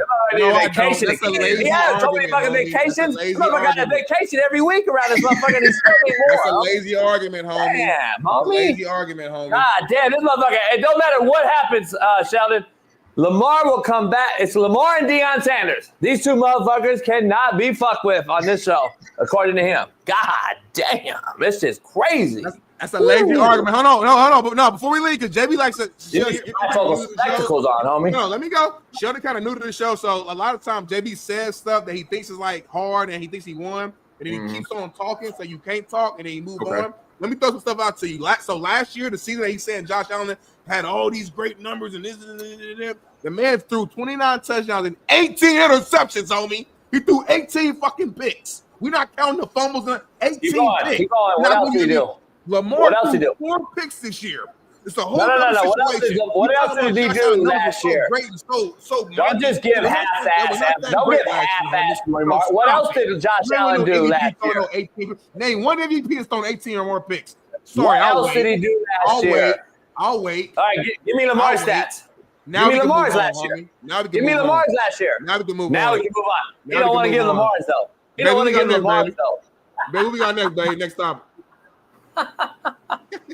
Hey, Sheldon, he loses every time and he goes to the same shit. Like, why you stopping? Dude threw 18 picks, but he's MVP. Yeah, give Lamar stats. Lamar threw 18 touchdowns. Dude threw 18 picks, but he the MVP. 18 touchdown motherfucker won MVP. I've never seen that. Come on, homie. Miss me. I swear, you got to stop glazing, whatever the youngsters say. Glazing. You got to stop glazing, homie. Hey, Sheldon, I can't wait for you to end up back there. Let me ask you, on the AFC side, you still see the Chiefs returning, or are they finally, as the kingdom fallen? I mean, the kingdom. It's kind of hard to bet against Pat Mahomes. I don't know. He do something different, and it's just like, for somehow, some way, they go end up back. I don't know if they go sign somebody in free agency, they go do a mid-season trade. Somehow, some way, they go give enough just to get back. Pat Mahomes is the face of the NFL right now, so it's kind of hard to bet against him right now. I'm putting pressure on you right now. Rank these quarterbacks: Mahomes, Burrow, Lamar, Josh Allen. Rate these quarterbacks right now. I'm putting pressure on you. Am I GM or like what am I? Just like a fan? Where am I going? No. This is you. If you start, you know what? As a fan. Cool. As a fan, I'm going Lamar. Okay. Number Pat 1. Mahomes. Yep. Joe Burrow. Josh Allen. Boom. Right there. Why Lamar number 1? I'm just curious. very exciting to watch. You don't know what he go do, so it's an exciting thing as a fan. Like if I wasn't playing the sport, I'd be at almost every Ravens game. Now, if I asked you that same question, but I said as a GM, how would that switch to 4? I'll probably go Pat Mahomes, Joe Burrow, Josh Lamar. Okay. Ooh, that's great. That's smart. That's a complete switch. Smart dude. Sheldon's a smart dude, much smarter than Smitty, much smarter. No, but JB, I don't think you would even agree with that because you wouldn't have Mahomes number 1. I don't think on your list. You hate Mahomes. You said Mahomes the most overrated quarterback of all time. That's what you said. I don't agree with the list. I don't agree with the list. All I said was he's much smarter than you because he took it from player, fan to GM manager. What I knew he would do, which is why I asked him the question. It absolutely shits on your take and belief. That's my point.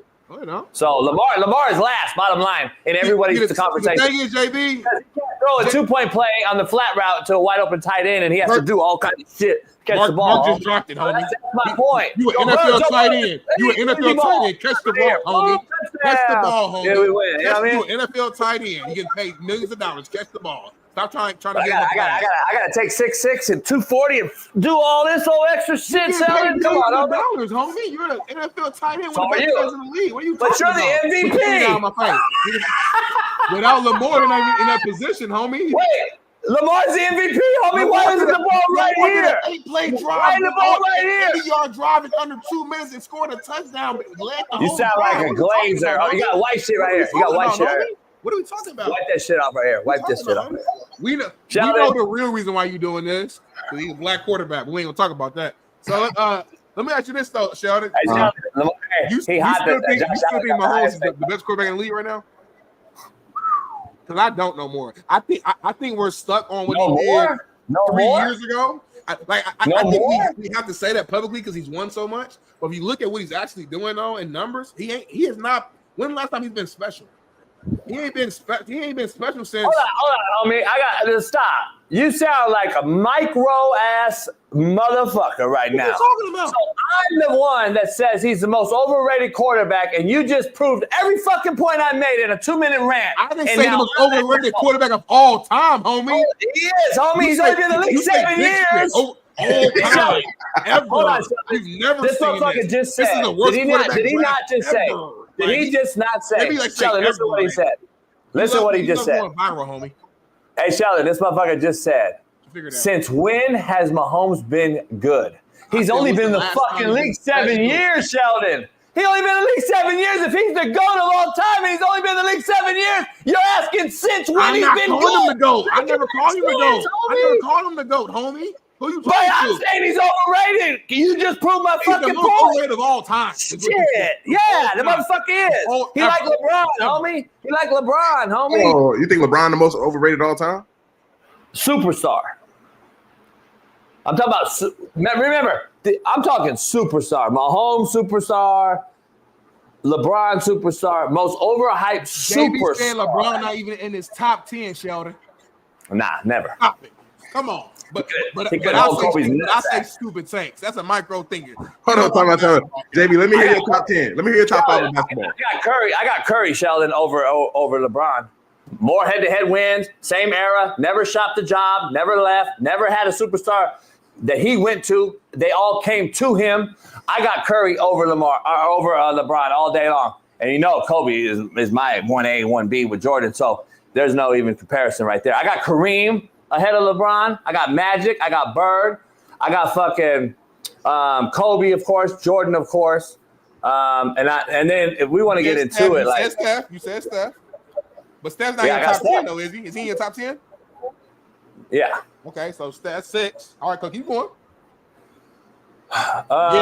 Yeah, exactly. What do you mean? It's not hard. But see, I'm too old school for you. I'm too old school for you. You couldn't handle it. Oh, come on. I got Will. I got Barkley. I got Russ. Russ who? Bill Russell. Oh. And I got. You thought I was gonna say Russell Westbrook, motherfucker? And I got. You even watch? Well, that's already 10, homie. That's already 10. Homie, it's 8 or 9. It's not 10. It's not. It literally ain't 10. Okay, that's 9. And then I'll take over that, and then I'm gonna take. I got 9, homie, and then I'm gonna go.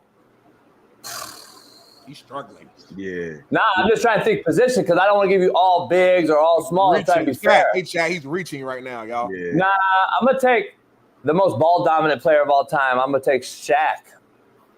I'll take all of them over LeBron. All of them. JB, usually I respect your takes, but that's piss poor. That's piss poor. I'm not gonna lie to you. That's piss poor. LeBron. Charles Barkley is unbelievable, by the way. Anybody that doesn't know Charles Barkley, how good he was, you guys are fucking morons. He's a Hall of Famer. He's never won a championship ever. Nah, it doesn't matter. Doesn't matter. How freak of a nature he was at 6'4" to take David Robinson in the post. See, y'all too young, homie, to fuck with me on these trivia he's shit. around, man. We know who he is. David Robinson, 7'1" and on David Robinson, motherfucker, 6'4", my size. And what does LeBron do? Everybody. He can play point, he can play up and down. Like, don't do that. LeBron can't even handle the ball. LeBron can't even handle the fucking ball. Stop. What? Stop. He's not a ball handler. But anyway. So this is one of them things where if I put a lot of tests on JB, it would like go off right now because he knows what he's saying is wrong. Yep. But he hates LeBron so much that he can't give him the credit. You know me, Shaun, growing up me. I'm not a LeBron guy. You know I'm a Kobe guy. Yep. But I'm real enough. I'm real enough to go, you know what? I can't. You can't say that, but you are a LeBron guy. LeBron should be on everybody's at least top 5. Yeah. I don't care how you do it, but just in the top 5. Not really. Not you really. got Kobe, Jordan, Magic, Kareem above them. I might disagree with like all of them in front of them, but I understand. Like Kareem has an argument, Magic has an argument, Kobe has an argument, Jordan has an argument. After that 4, nobody else has an argument. Steph Curry has an argument. I got an You can talk what you want. Steph Curry has an argument, Sheldon. You can talk all the shit you want about. He don't. Yeah, he do. How does he not have an argument? He's beat him head-to-head more times. He's in the same generation and era. He's a better shooter, better dribbler, and everyone's came to him. He stayed on one team. How is there no argument, homie? You sound foolish. He has a better GM, so his team. So they drafted Klay Thompson, who's a Hall of Famer. They drafted Draymond, who's a Hall of Famer.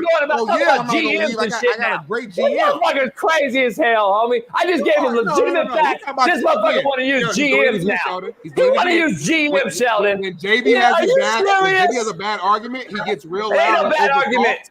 But a GM is your good argument? A GM is your argument? Get the fuck out of here. I mean, you sound ridiculous. A GM is your argument? So what happened to those other 6 GMs that LeBron chased down, homie? When JB has a bad argument, he gets real loud and he overtalks. So you can't say nothing because he knows you got a real mic. Hey, Sheldon, here's how it works.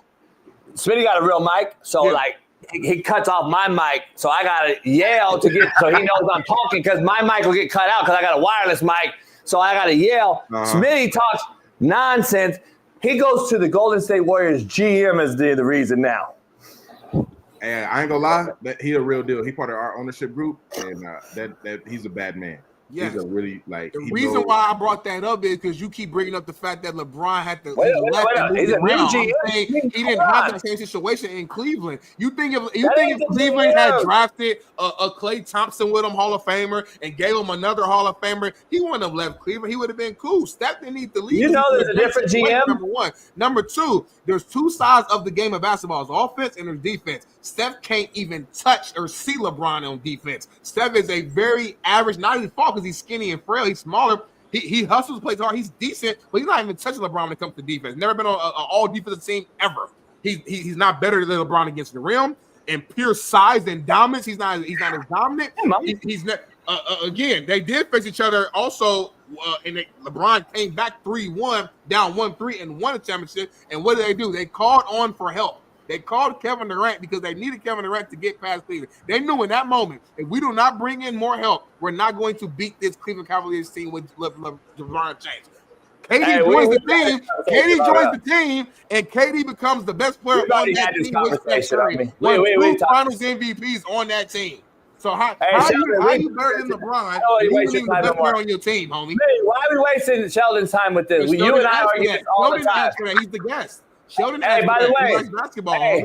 He likes basketball. By the way, 2 different GMs we're talking about. One of them's on ESPN now with Stephen A. Yeah. So let's be clear. That motherfucker won 2. That won 2. He won 2. And then let's be clear. Your guy you're glazing over left Pat fucking Riley. So we're really gonna sit up here and talk about fucking he's left GM's better, homie? This guy's shot 4 places. Stop, homie. You don't tell me. So your whole argument of why the Steph is motherfucker better deserves is an because argument. LeBron left the That's team. all I'm saying. No, we can argue all day. This is barbershop better. All I'm saying is Steph belongs in the conversation. That's all I'm gonna say. I'm not gonna say nothing else. He belongs in the conversation. You can't say he doesn't. Right? But you named all these guys and you didn't mention Steph. You didn't mention Steph. You didn't mention Steph. You didn't mention Steph. We'll close it out. In summation, though, you just said he's in a conversation, but he's not better. Is that correct? No, I did not say that. All right. I said he deserves the conversation as being better than. That's what I said. Because, Sheldon, he said 5 players. He said LeBron needs to be in everyone's 5. How can he be in your 5 if Curry's not in the conversation is my point. Is that fair? If I got Curry in the conversation being better than LeBron in the same era, then I can't put LeBron in my 5. He's not better, though. Like, I think when it comes down to it, there's 2 sides of the ball. Number you don't one. like light-skinned motherfuckers. JB don't give a fuck about defense. Mahomes, Curry. JB don't give a fuck about defense. We found out. What you doing on the side, it don't matter at all. Even on the offensive side, as great as Steph is on the 3-point line, he still don't average more points than LeBron. He still don't score more points than LeBron. Right? So there's nothing better than LeBron. And there's no stat. There's no win. They got the same amount of rings. So he ain't better in rings. He ain't got more all defensive teams. He ain't scored more points. LeBron's the all-time scorer ever. He don't average more assists than LeBron. He's not a better playmaker than LeBron. He ain't bigger than LeBron. He ain't stronger. He don't get the rim better. Like, you have nothing to land on. You just don't like him. If I ask you this. Steph ain't never been in conversation with Jordan, ever. If this motherfucker ever stop talking, let me ask you a question. If this motherfucker ever stop talking, let me ask you a question. If Curry wins this year with Jimmy Butler, a guy who's been to 4 teams and never won, our guy comes on here, Shaun King comes on here and says he needs to be in the conversation. If he wins this year and surpasses LeBron in titles in the same generation on one team, and people come to you to play instead of you going to them, there's no way in this world us 3 grown-ass men up here can't sit up here and say there's a fucking legit argument for this man to be in that conversation, homie. There's no way. You can't tell me otherwise. I'm going to say no, because people came to him. Like, I mean, you played with Kevin Durant. You played with Klay Thompson. You played with Draymond Green. What's Kevin done without him and before him? I don't think that matters. I think it matters big time. Why not? Did Dwayne Wade win without LeBron? Did Dwayne Wade win one without LeBron? He did. He won one without him. Okay, my point. And LeBron had to go where to get one? Who's came to LeBron and won one? How does it not matter? Anthony Davis. He did. Yeah. Actual fact. COVID homie. Kevin Love. Maybe we just give you the facts. Kevin Love. Yeah, Kevin Love did. Kevin Love at 36-year-old. You're reaching like a motherfucking goddamn. Kevin Love was a beast at that time. You're reaching like a no. That's a fact. That's what happened. Give you facts. Sheldon, it's been fun, man. I don't know what this dude's. I know you gotta go, Sheldon. My fault, bro. I know you gotta work out. My fault. Where you at now? You at home? Yeah, I'm at home. About to go work out. Try to get my fat self in shape. So here we go. We got a call at 9 a.m. Pacific time. I'm sorry, bro.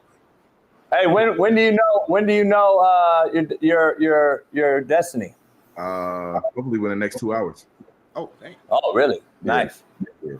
Nice. Shit. Hopefully, man. Hey, hell yeah, hell no. Aaron Rodgers ends up in Minnesota. Hell no. Hell yeah, hell no. Aaron Rodgers ends up in Pittsburgh. Hell yeah. That's it. I was gonna go all the way down the list, Smitty, until he said hell yeah. So fuck it. Everything. Hey, Sheldon, your former team though, Cleveland Browns. Before you leave, what are they gonna do? Deshaun Watson's out. You got a draft pick at 2. What are you gonna do at quarterback? You got Small Hands Pickett. Is that your answer for a year? Did you say Small Hands Pickett? Small Hands Pickett is what he calls him because he got small hands. Ain't that crazy? He be dissing these players, man. You can't go nowhere outside with JB. No player. Sheldon motherfucker drop back like that. Have you seen the ball around his hand, homie? I'm just saying, that motherfucker he hold the ball like this. I'll be like Gorgon. Hey, so look, where you at with Hey, we're not gonna just ride past that. What happened? He said small man, like. I'm saying he held the ball like this, don't we?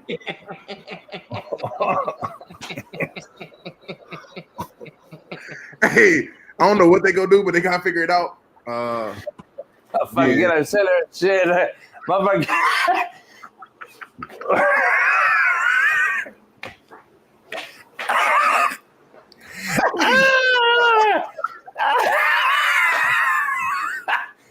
Oh my God, consider like what? Put your hand on my nuts, motherfucker. My hands is on your nuts. Hey, exchange all fucked up. Fumble. That motherfucker, homie, he got. You see what I deal with on the show every day? Oh, that motherfucker got a little hand. Right. He got a little. He said, "My turn." T-Rex hands, homie. T-Rex, homie. I don't know, homie. Have you seen him in the gun though? Real shit, homie. Have you seen him in the gun? He catch a ball, that motherfucker. It's like I'm throwing it like that. Hey, the crazy thing is when I saw that play where he kept the ball in his hand, that's the only thing I can think of now. It's like because he don't know. He don't know. JB Gorgon pissed. He said you make your name by saying my name. So I'm not even gonna tell you who Gorgon. I'll tell you off camera. I'll tell you who Gorgon is and why he said that, and it'll all rest. But go enjoy your workout, brother. We got a call at 9. I think it's like a little intro call. I think Elena's gonna lead it, but we gotta be on there. So JB, I gotta get off the show right at 9. Don't talk business on this show. I thought it was JB show. You talk about everything. Right. Sheldon, we don't do all that. We talk about everything you want to talk about. Political showdown. Shout out to the Players Company, by the way. Sheldon's the co-founder of the Players Company, doing big things. One-stop shop for all things athletes. If you need help with finding a resource, if you're a pro athlete watching the show, come to the Players Company. You want to get some content activations going, come to the Players Company. All things Players Company. Make sure you follow them on Instagram, and want to make sure we plug that in for you, Shell. Appreciate y'all. Hey, I'm gonna be on the show every week, JB. Don't be running from it, because my take's about to get hotter and hotter. Let's do it. You need to be during the season like a regular cat, blow your shit up like McAfee. Come on, Tuesday. I'm McAfee though, but then I'm blowing your shit up. Every Tuesday in the season, he just said it. Every Tuesday he want to be on the show during the season. He just said it. And we're gonna keep it might just be me and you though. I might have new calls. But I'm saying me and you though, rock it. Bet. I'm with it. All right, appreciate you, brother. Love you. Appreciate it. All right, peace, my guy. Peace. It's 8 o'clock right now, homie. We got like 3 more days. They say Gorgon's pissed. I don't know why. Here's the thing. I know exactly why he's pissed. You do a commercial break real quick? Yeah, let's take a commercial break, and then we got Shaun King on the other side before Raider legend Greg Townsend joins us. So we'll be back in about 2 minutes, so we can get all for a full fast 30 with Shaun in. So we're going to need P. J. real quick. P. J. I'll be right back. What? Bailey, take us away.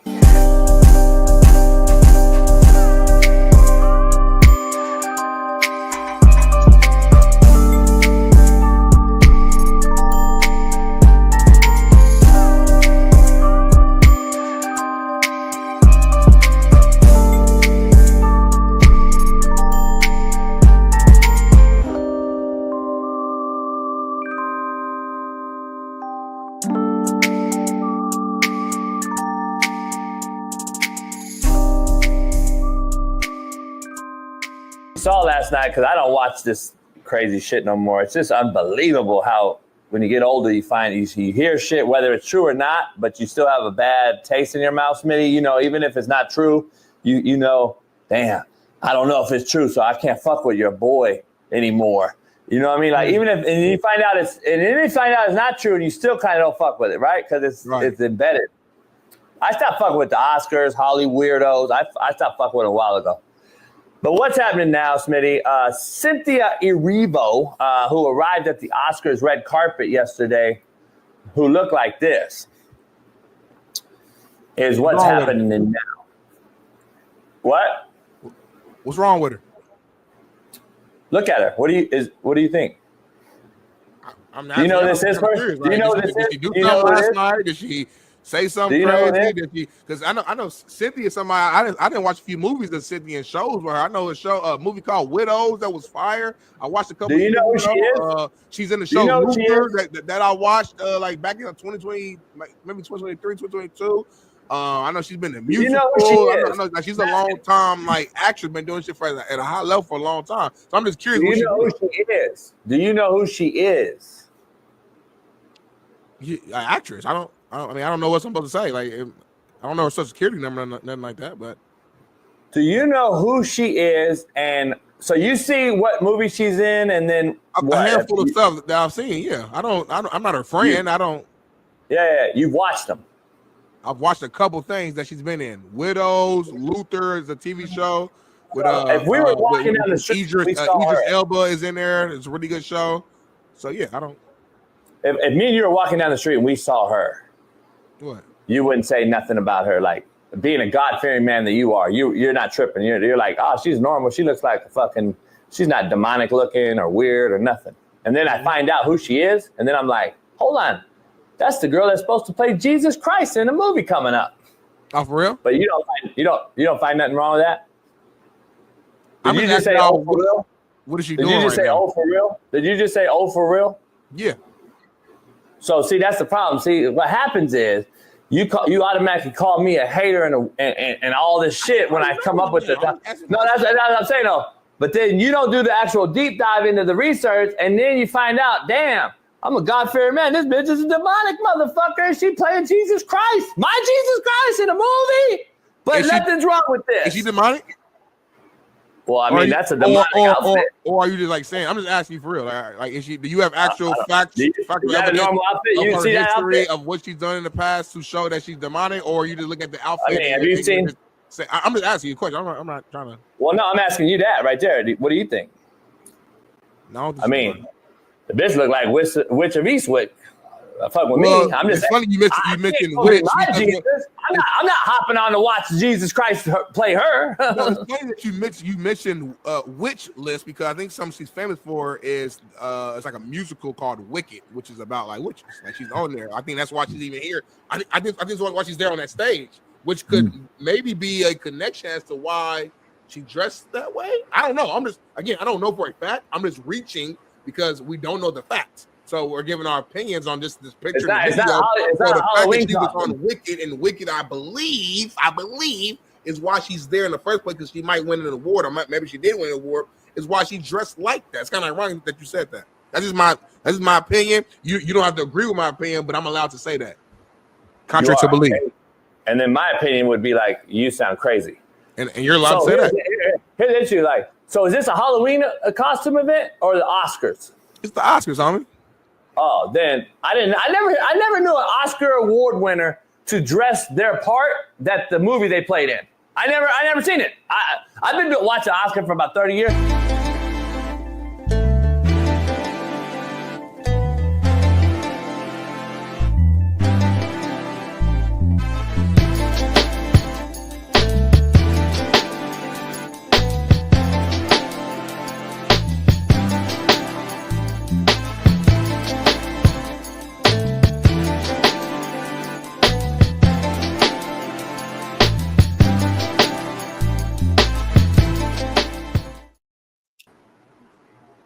Oh, man, Ryan Clark back at it again. Race baiter extraordinaire.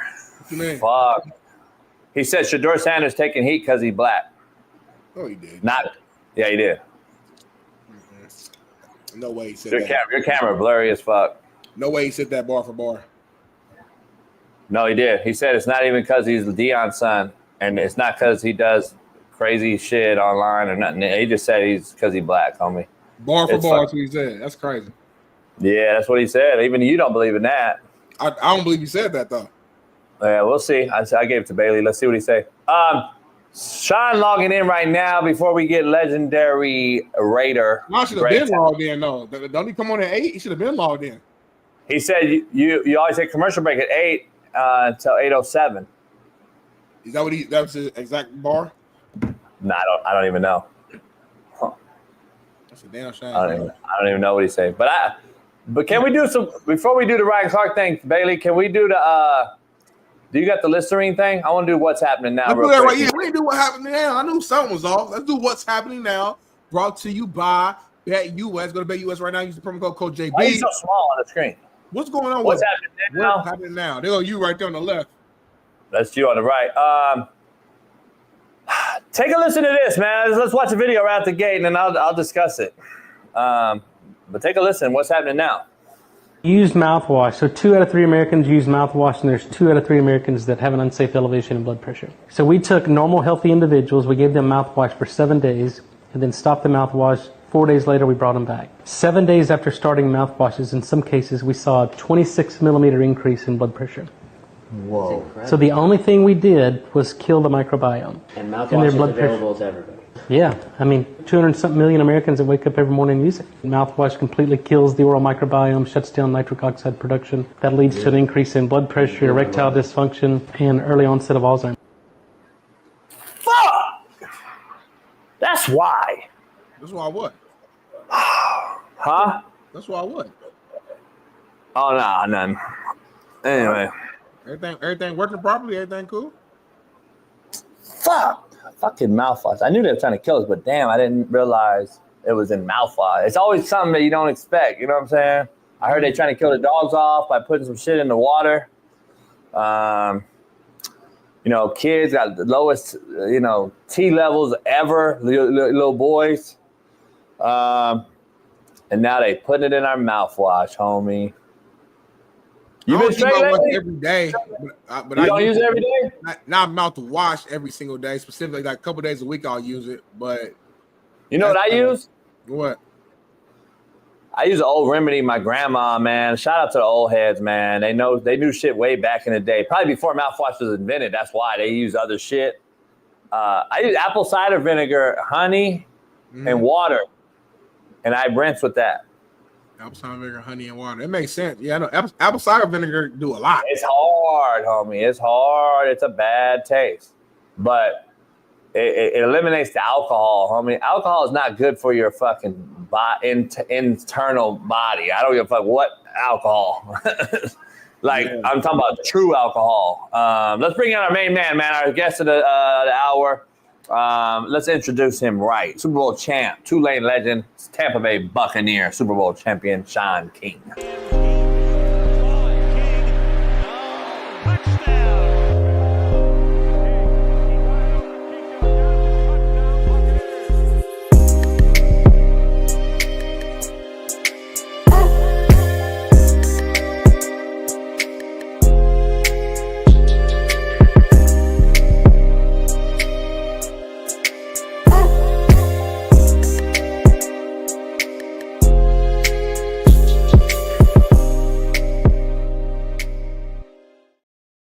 Yeah, Shaun was throwing them dimes on that highlight, man. Hey, every time the intro come on, I just want you to look at the ball location, Smitty, and learn.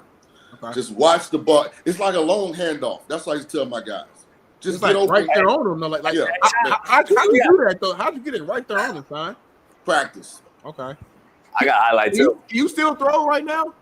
Absolutely. I just can't move. We don't lose it, Smitty. We don't lose it. I can go out there and spin it. It's like a shooter. A shooter can always shoot. That's why I asked y'all. I can shoot, too. I can shoot better than Shaun, too. Who got a big let's get into this free agency because there's some flammery going on around the NFL. Hold on, real quick. Bailey, you got something to show? Ball placement? Speaking of ball placement? Ooh, okay. Look at that release, Shaun. This is pre YouTube. Yeah, hey, Shaun, you see me hold the safety over here though? Hey, fucking Lamar could never. Hey, Smitty.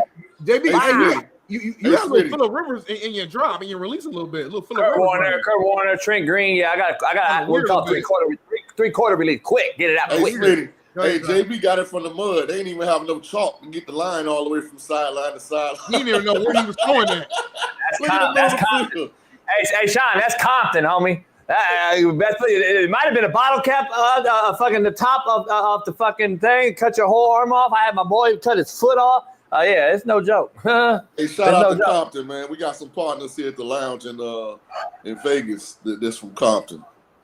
Oh, okay. Hey, Shaun, I got to dive right into this thing before we get into the free agency world. Our boy, who Marcellus got a little beef going on with right now, Ryan Clark, we just call him Race Baiter Clark now on the show. Hey, that's my frat brother, man. Tread lightly. I don't like that frat right now. There's a video that's released right now. Take a listen. I want to get your take right out the gate before we get into your free agent takes. Let's show it, Bailey. They plant these certain reports or they say these certain things, and you do hear the word arrogant. Why is he arrogant? Because he won't walk into the meeting and bend the knee, or he won't sit in the meeting and question himself or his abilities or his knowledge and experience in the game. I don't believe that that's arrogance. I want a quarterback that's self-assured.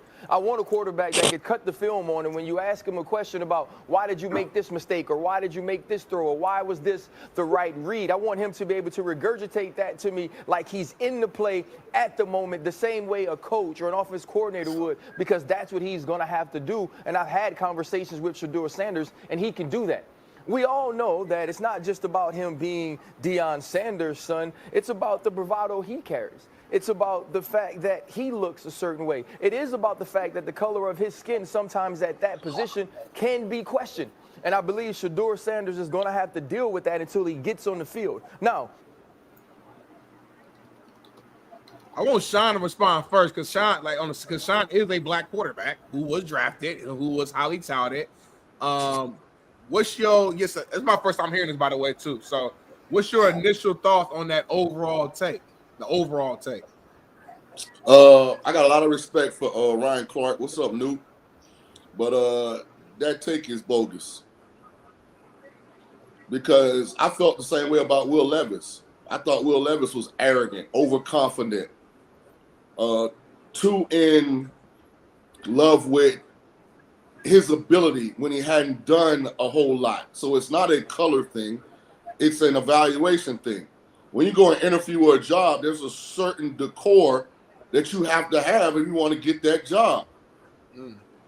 Like it's life. It's not about bending the knee or getting down on the knee, or it's just about respecting authority. They're in a position to hire you, right? Shedeur Sanders, Will Levis, they don't have a team to draft themselves to. Right. And Shaun, I'll be honest, can we just be real? I don't know when, at least speaking for me, I don't give a fuck what color you are at quarterback. But before this past market shift that you two both talk about on this set, we know it's the market that every year somebody will replace the next guy regardless of color. I don't know why we're even talking color. But right now, a brother is the highest paid person in the NFL at quarterback, and Dak Prescott. Last year, 3 of the top 4 were brothers. So it's not like, please stop saying that it's because of color now where black quarterbacks are getting the low end of the stick on this thing. They're not. And to Smitty's point every day, well, the market will replace it. So now we got Trevor Lawrence moved up, Tua, who's not white, by the way, but we'll say he's poly. And Josh Allen in terms of guaranteed money or whatever, but I'm saying that's yesterday it happened. That just happened. Yep. Next year, Lamar will get redone. By the way, last year Jalen Hurts was in the mix, top. Kyler Murray, Lamar Jackson, fucking Dak Prescott. I'm just saying we gotta stop talking about the color. At least I would respect Ryan Clark more if he would have said that part too. Then I'll say, okay, now we can debate it. But it's always one-sided for him. I feel like the take was actually good outside of that line. Like he would have left that line out. No, the take wasn't. The take wasn't good at all. The take's not good at all, by the way. None of the take was good. I mean, basically, Ryan is saying that Shedeur is impervious to criticism. Yeah, exactly. Because he's Deion's son. But he refused to say it was Deion. And that's the hard part with this process. And I kind of feel bad for Shedeur. Because there's a lot of people putting on cakes for Shedeur because of their affinity and relationship with Deion. That's my point. No, that is true. That part is definitely true. And the Deion talk and only bring up the color talk. No, it's a 1,000% what Shaun said. It's Deion that is the issue. It's not the brother, the white boy. It's Deion. You're defending Deion. Fact, what Shaun King said is a fact. Yeah, but that's what Ryan should have said. He did. And here's the thing. Shedeur's a big boy. Shedeur's he's in the draft process. It's not like this is a new process. When you kind of like Bronny. Well, the difference is Shedeur is more accomplished than Bronny.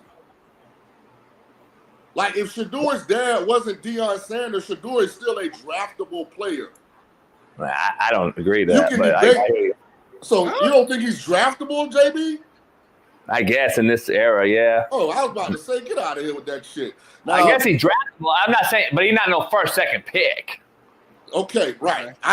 You can debate where he should be drafted, but he's a draftable player in every draft we've had in the last decade. Now, So where he goes may depend on what year. And last year's draft was not even that good, and he's not even in the top 6 or 7. Last year's draft was loaded at quarterback. JB, you tripping? No, you can say that retrospectively now because of going Jaden into last year's draft, that was one of the deepest quarterback drafts ever. All of those guys were starting except J.J. McCarthy, who got hurt. But again, you're saying it retrospectively. Last year at this time, we were not saying it was one of the deepest drafts. I absolutely was saying it was at quarterback. Was it? We all thought Bo Nix was old. We went around to 4 different places. John was hired. You said Drake May was talented. You said Drake May was talented, but you didn't he loved Dayton. I remember him. He loved JJ. JJ didn't play. Panic. Caleb was talented. I coached JJ. Drake May, he was high on that. Let me go. We will debate that another day. But let me go back to that then. Where does Shedeur and Cam Ward get drafted last year? They're not in the top 5. Right, but see, here's the deal. They're not in last year's draft. They're in this year's draft. No, I get it, but I'm saying if you're going to talk about this, that's my point of being Deion's son, though. He remember why are you arguing with me when I said Shedeur is a draftable prospect? He's a draftable prospect. Right. Yeah. Now, where he's going to get drafted, I don't that's yet to be determined. I don't think he's a surefire top 10 pick, but he's a draftable prospect, absolutely. No, I'm not arguing with that, and I agree. My point was, last year, Deion said he was the number 1 pick last year. No, he's not. It's because but that's the dad and Deion. That's my point. LeVar same thing with like they don't say that about their kids. That's my point. It's because of Deion. It's not black, white. It's Deion. That's my point. That Ryan Clark. I made that point. Absolutely. Listen, I will tell you this completely. When it comes to the draft and quarterback, the NFL is colorblind as of 2000, probably 17 or 18. They don't care anymore. They will, if you can play the quarterback position in their eyes, they overdrafted Trey Lance. He black. Anthony Richardson. Yeah, they overdrafted Anthony Richardson. So they're colorblind when it comes to the draft process. I think now they are. But the one point I'm assuming, I don't know what the topic was, but I'm assuming that's what they were talking about. Was the comments that came out about Shedeur. But it happens to everybody. In the third. It happens to everybody. It's not a color thing. It's a lack of intelligence thing on the NFL level. It's only 32 of these companies in the world, right? Yeah. And less than half of them can effectively, efficiently, and consistently evaluate the quarterback position. Right. It's just a hole that exists in most organizations. So when you don't have a lot of expertise when it comes to that position, you're going to get dumb comments. You're going to get dumb opinions. But Shaun, I agree with all that. Let me ask you this, Shaun. Right. Remember this. Last year after the combine, what was the narrative? C.J. Stroud is dumb. Right. He didn't do good on the test. Right. He remember that. All of a sudden now he can't process it. It's always something coming out of the combine negative towards one of the top quarterbacks. That is 100% fact. The only not even pushback. Only thing I'll present is that it's not about race. I agree with that, but I do think there could be an ignorance just because of just not understanding a culture of how someone is. Meaning that Shedeur walks in the way he's walked in, like his dad, jury out, all that, and to a GM for a team or whatever who's not used to that. They may read that as, oh, this guy's cocky, arrogant, this, that, and the third. Whereas maybe you, Shaun, if you're the GM, you may see that, and that's like nothing to you because you grew up in that. That's all I'm saying. I'm not saying it's a race thing. I'm saying it's more of like but he did just say it's a race thing, homie. That's what you fucking literally said. You sound like Ryan Clark, homie. Come on, man. You got to miss me with this shit, homie. By the way, and a style. Johnny Manziel, for example, whoever. By the way, guys who walk in with a certain style, certain swagger that's different than the usual suited up whatever. Look at that. A GM might look at that and be like, damn, I ain't got to do it with race. I'm talking about a style and swagger. Tell him this ain't new. Tell him this ain't fucking new. Tell They him did the the guy same. named, Hey, tell him the guy named Jim McMahon who had herringbones on in the 80s, homie, and everybody thought he was too black to be a white quarterback. Stop, homie. You got to listen to the old heads on this thing. This ain't a black and white thing. White boys had swag too. They thought Ryan Leaf was a cokehead, homie. They thought Ryan Leaf was a cokehead. They said he was too swagged out. He kicked it with too many brothers. He was a fucking 6'6" white boy. This is not a new thing. Like you just literally said exactly what Ryan Clark said without saying it. You said, oh, it is. We know who it is, homie. Shaun King just said it. We know you got swag and who you are in your upbringing, homie. Johnny Manziel is $1 million pussy. And he came and hung out with brothers. They thought he was way too swagged out to be a white boy. Baker Mayfield, way too swagged out to be a white boy. So I'm not. That's my point. It ain't no black and white thing, homie. I'm not saying it's a race thing. I think it's more of a. You just said it though. No, I did not. You're not fucking listening. I didn't say it was a race thing. I said it's a style and swagger, a culture thing. You mentioned Baker Mayfield, who's a white boy. You mentioned Johnny Manziel, who's a white boy. I'm saying when the quarterback is not quarterback-ial, when they're not coming in dressed to the nine, suited, talking in a way that we always historically will say is how a quarterback's supposed to act. I think some of these team GMs don't know how to read that. Whether you white, black, orange, or blue, it's a swagger and a style thing. What was Joe Burrow's You knock? just mentioned Baker, who's a white boy, so why would I say race? What was Joe Burrow's knock? Swag. That's exactly what they said in the draft. The motherfucker wore a certain way. He came in with fucking Justin Jefferson and Jamar Chase. They walked in together. He was fucking in a like a Diddy hoodie or a sweat or a velour sweatsuit, and they all were talking already. I heard everybody out. I heard fucking what's his name, Boomer Esiason and all. Well, he doesn't really present himself as a quarterback walking in here. I remember hearing that about Joe Burrow. Yes. So that's Shaun King's point. It's about the fucking whole narrative, regardless of who you are. Shaun put a year on it, 17, 18 or whatever. I think it's well before that. I think we've been seeing this shit for a long, long time. I just think that Ryan Clark and the media has a narrative that pushes this even more over the top. It's to Shaun's point. It ain't about fucking nothing else other than there's going to be something out there on you, regardless of the color. I don't give a fuck what they say. What you are arguing about? I'm literally agreeing. So let me say this. So say shit about race. Let me say this. You insinuated though. I'm saying I did listen, homie. I'm not retarded. I did listen. You insinuated culture is race, homie. I said nothing about race. You said culture. You said culture. I said it's the style, the swagger, and then you mentioned Baker. I said yes, I agree. That's the fuck I'm talking about. So there's a separation between these old ass GMs and then look at today's young players and how they dress and stuff. Smitty, I'm not a white boy in Beverly Hills though, homie. So you smart, but I'm not a white boy from Beverly Hills. So let me speak to the actual prospects for a second. Because even though I think the evaluations are flawed on more than half of the organizations when it comes to this position, you still control your actions. And here's where you got to be careful. It didn't impact or affect Joe Burrow and Baker Mayfield. They went number one. It did impact and affect Johnny Manziel and Will Levis. They fell out the first round. Right. So like I mentioned on a previous show before free agency, and I said I went into my draft. San Francisco told me that they were going to draft me in the mid-20s. They were like 24. So I went through that process like, I don't care what happened. I'm going to San Francisco. Mm-hmm. And then when San Francisco's pick came up, they went defensive tackle. So my advice would be, man, listen, go into every one of these interviews and these meetings like this is the only shot you got to get drafted in the first round. Because you don't want to alienate anybody because where you're drafted means the more money you make initially.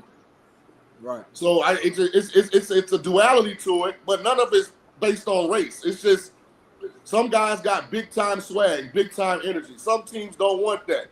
Some guys don't care that some teams don't want that. My thing is don't alienate any potential first round team. I agree with you 100%. And Ryan Clark, it got nothing to do with the color of Shador's skin. Stop capping for Deion. Shador's a big boy. He can handle it. I wish he would just say it's for Deion, though. Miss me with all the bullshit. Just say it's for Deion, homie. Like, that's all I'm saying. I don't know. That's just where I'm at with it, but it is what it is. All right, Shaun, you came in with a hot take, or not hot take. You came in here kind of hot talking about free agency. Smitty and I have been talking about it all day. We want to get your take on some that's happened and some that's not. Go ahead, give us your takes on what you wanted to say. Seattle may be the dumbest organization in all of the National Football League as we sit here in March of 2025. Over the Niners? Yeah, the Niners are trying to create cap room. It's unfortunate, but they're doing so basically they're the Rams without winning the Super Bowl. Remember when the Rams won the Super Bowl and they started letting Jalen Ramsey and all those guys start? They had to create cap room, and they rebuilt it. Now we'll see if the Niners can rebuild it. I told y'all Purdy's not taking a discount, and they've been able to operate because they haven't had to pay the quarterback position. Now they got to pay the quarterback position, so they got to make some moves to be able to do that. But Seattle is no way on God's green earth, is no planet in this entire universe where Sam Darnold is better than Geno Smith. It just doesn't exist. Any planet at all? No planet? And playing outside in Seattle in inclement weather without DK Metcalf, without Lockett. I don't even know why Sam Darnold agent sent him there. Damn. Money talks. I don't know. I said that they're either very smart or very dumb. I said they're very dumb from the beginning. The Niners are showing something though that has to raise a red flag, and I brought it up with Smitty. I just got to get your take before we all get Greg Townsend on. I got to ask you: the Niners dumped $80 million or whatever in dead cap. So now they're in the mix of I don't know what they're doing, but you mentioned a point that they're going to do something with free agent. I'm trying to figure out what's left. There's nothing out there to left. They got to pay Purdy. They couldn't be involved in free agency. I told you, JB. The Niners are dumber than anybody. JB, I told you, Purdy's not taking a discount. Well, word is they threw an offer of 55 M's on the table. That's the word on the street, and he ain't signed. What was the comp I gave you? Who was the comp? Tua. I said Purdy's not taking less than Tua. Bailey, show Smitty Tua's contract. Was it 55 M's? I think it's like 50 and a half per year. 53 and a half. Tua's at 53 million, I believe. Okay, listen to me. Purdy's not taking less than Tua. Listen to me, guys. Yeah. He's not doing it. So the question is, does he get that? Does he get that with the Niners though? Do you think the Niners gonna give him 54? If push comes to shove, they'll franchise him. If push comes to shove, they'll franchise him. He ain't getting nowhere. He ain't getting it nowhere else. That's what I don't get why y'all don't listen to what I'm saying. I think the Niners are putting too much stock into the cat with their own money. Like if I'm the Niners, I'm dead set at 45. If you want 55, go shop it. That's what Cincinnati's doing with Hendrickson, and in my true opinion, I don't think Hendrickson goes anywhere. I think they let him prove to himself that the market don't want you anymore at 30 years old. Man, Henderson's led the league in sacks the last 2 years. Henderson ain't taking no discount. Man, guys, this is the National Football League. People have told me forever. Why hasn't somebody signed Hendrickson then? Loan. Players are not taking discounts, JB. Shaun, why hasn't anybody signed them then? Because everybody got a free agent. You got to trade for Henderson. Hey, you cut a motherfucker. Frisco cut a dude, and they was like blood in the water. Foo! Motherfucker signed every one of them cats. They got to trade for him. Henderson got another year left on his deal, don't he? He just wants an extension. He's not cut. He got to trade, so it's going to take a little bit more time. Yeah. If you a motherfucker, you know, 31 of the 32 teams inquired about Myles Garrett. Why wouldn't you? Yeah. Why ain't nobody inquired about trading for Hendrickson? See, you don't know that. You don't know what sense he's asking. You're for right. Henderson. You're right. Right. You're right. But I'm saying, though, you would think, all right, well, shit. Here is 30-year-old. He's led the league in sacks. Listen, I'm the one defending. I told Smitty I would do whatever I had to do to get that motherfucker back. I've heard from people close that he ain't. Hold on, because I want to give JB another prism to look at this. Yep. So timing matters, right? What's the deepest position in this draft? D-line. Yep. Edge rusher. So why would you give up a first or second or whatever since he's asking for Hendrickson and then have to pay him his value if you love one of these edge rushers. And I got 8 first-round grades at the position. That's fair. Then that plays into it. Yep, that plays a role, and you get them for the cheap too. And also, listen, I haven't watched enough just tape, like personally, so I'm not going to speak on it. But I've spoke to people close to the Bengals who look at him as like a little, as crazy as it sounds, look at him a little overrated in terms of like his stats are a little inflated. So like I know last year, like in 2 games, he got like 8 sacks, which is great. Like, it's amazing, of course. But it's like, well, if I got half my sacks in 2 games, was I really eating and balling the rest of the season, or just does my total number look like that because of how good I did in 2? I remember Khalil Mack did something like that. Might have been last season, 2 seasons ago. What do you have? 17 sacks? With 17 and a half, but I remember like 2 games. So Shaun, who had more than him? Then Khalil or Trey? I'm sorry. Then Hendrickson. No, I think Trey had the most this year. I think. Right. So if it's easy to do that, then why somebody else can do it? No, I'm not saying. I'm just giving you context from what I've heard. I'm just bothering with you, Smitty. It's me. By the way, he's had 34. What he had 17 and a half back to back. No, listen, like he's definitely a baller. I'm not saying not a baller, but he ain't Myles Garrett though. He ain't Max Crosby. He ain't. On a team that's losing half the time.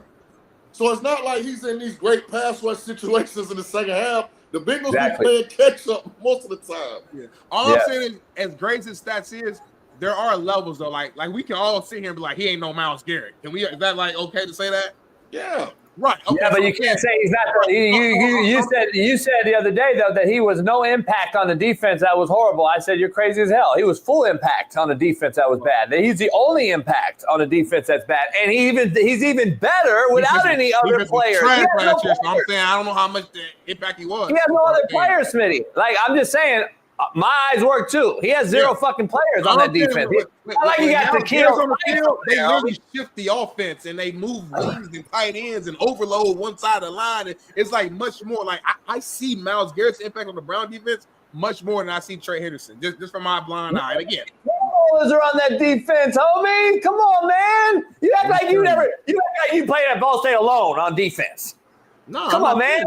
I'm just telling you, it's different. It's different. You got to players, homie. If I rate my top 10, my top whatever, he probably be on the bottom of the 10. That's okay. Hey, the man got 34.5 sacks the last 2 years. So let's move on. I know. Hey, Shaun, let's keep on this free agency real quick before we move over to Hoop. Let me ask you go. No, go ahead. I don't want you go now. I'll go. No, you go. No, you go. Now I go. So look, Shaun, real quick, Shaun. I'm gonna go. Daniel Jones to my coach. How you feel about that? Because I'm sick. I'll say this. Here's why it makes sense. Oh, damn.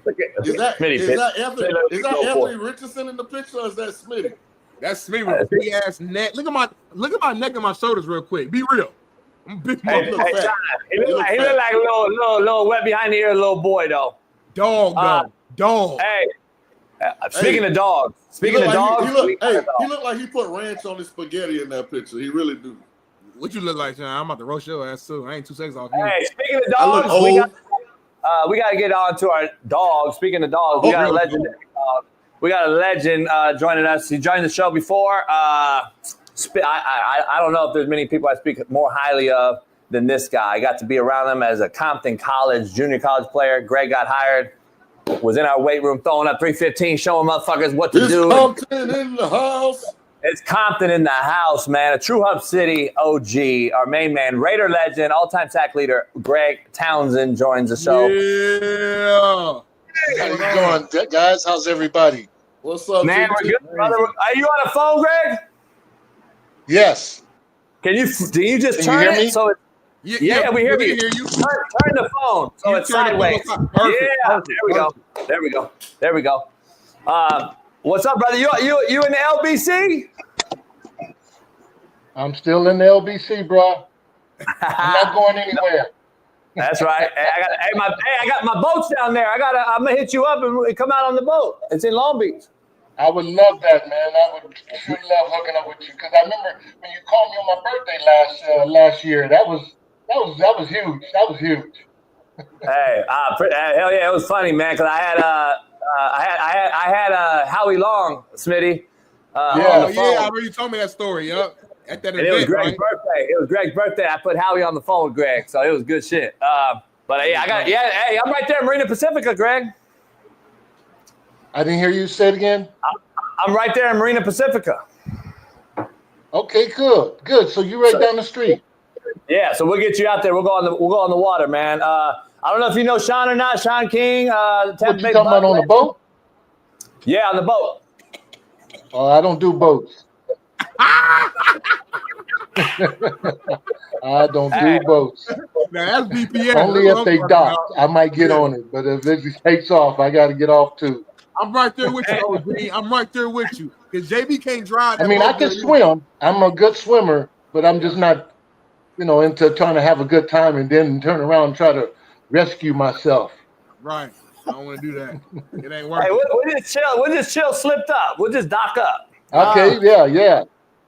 That's what I like. Hey, Greg, I don't know if you know Shaun King, former Tampa Bay Buck, Super Bowl champ. He's with us on the show. Greg, you hear us good? I'm trying to turn you guys up. I can't hardly hear you. There we go. We hear you better now, too. You hear us now?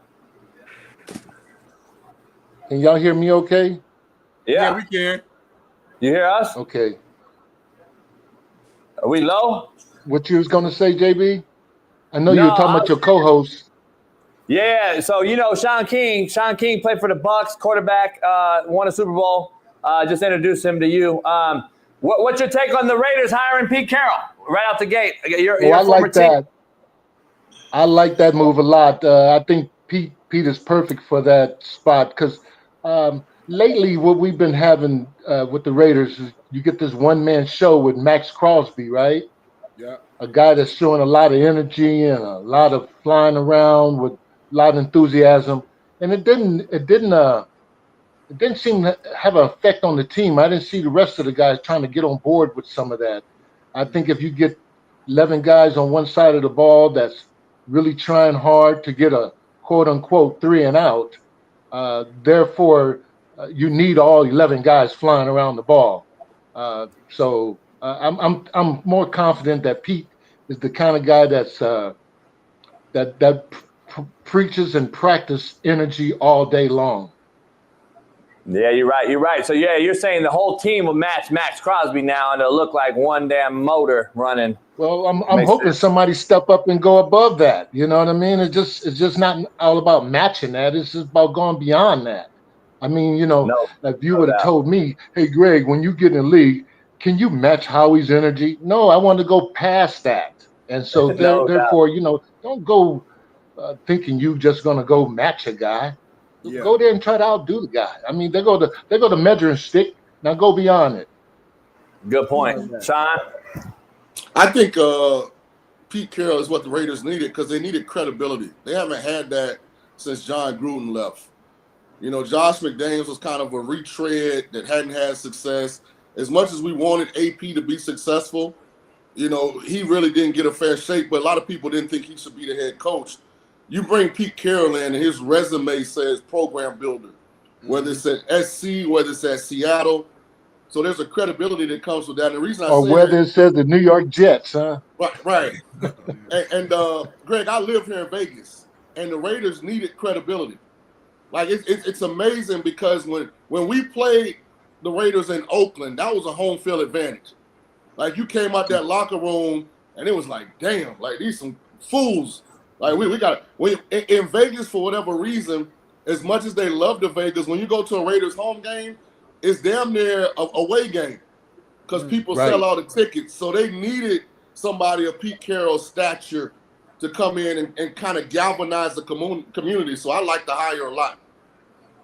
How do you guys feel about Gino? In my opinion, too, what gets me a little upset about the situation, too, is I'm thinking now since Mark done took over the team, he's trying to reinvent the wheel. Mr. Davis was all about hiring former players to stay on the staff so they can exemplify that silver and black mystique. that we have. I remember when my last year in '97, Joe Bugle came in as the head coach, and I knew something was wrong there. I'm going, this ain't gonna fly, because I remember all those years we played against Washington Redskins. That's the team he was working for all those years, and then he came in. He was trying to coach or trying to mention about the Raiders' mystique, but he had no idea. And it seemed from that point on, the Raiders were slipping and sloping on the Raiders' mystique. And the Raiders' mystique is always commitments to excellence and just win, baby. So, and those terms meant a lot of things, but that's how it was compacted.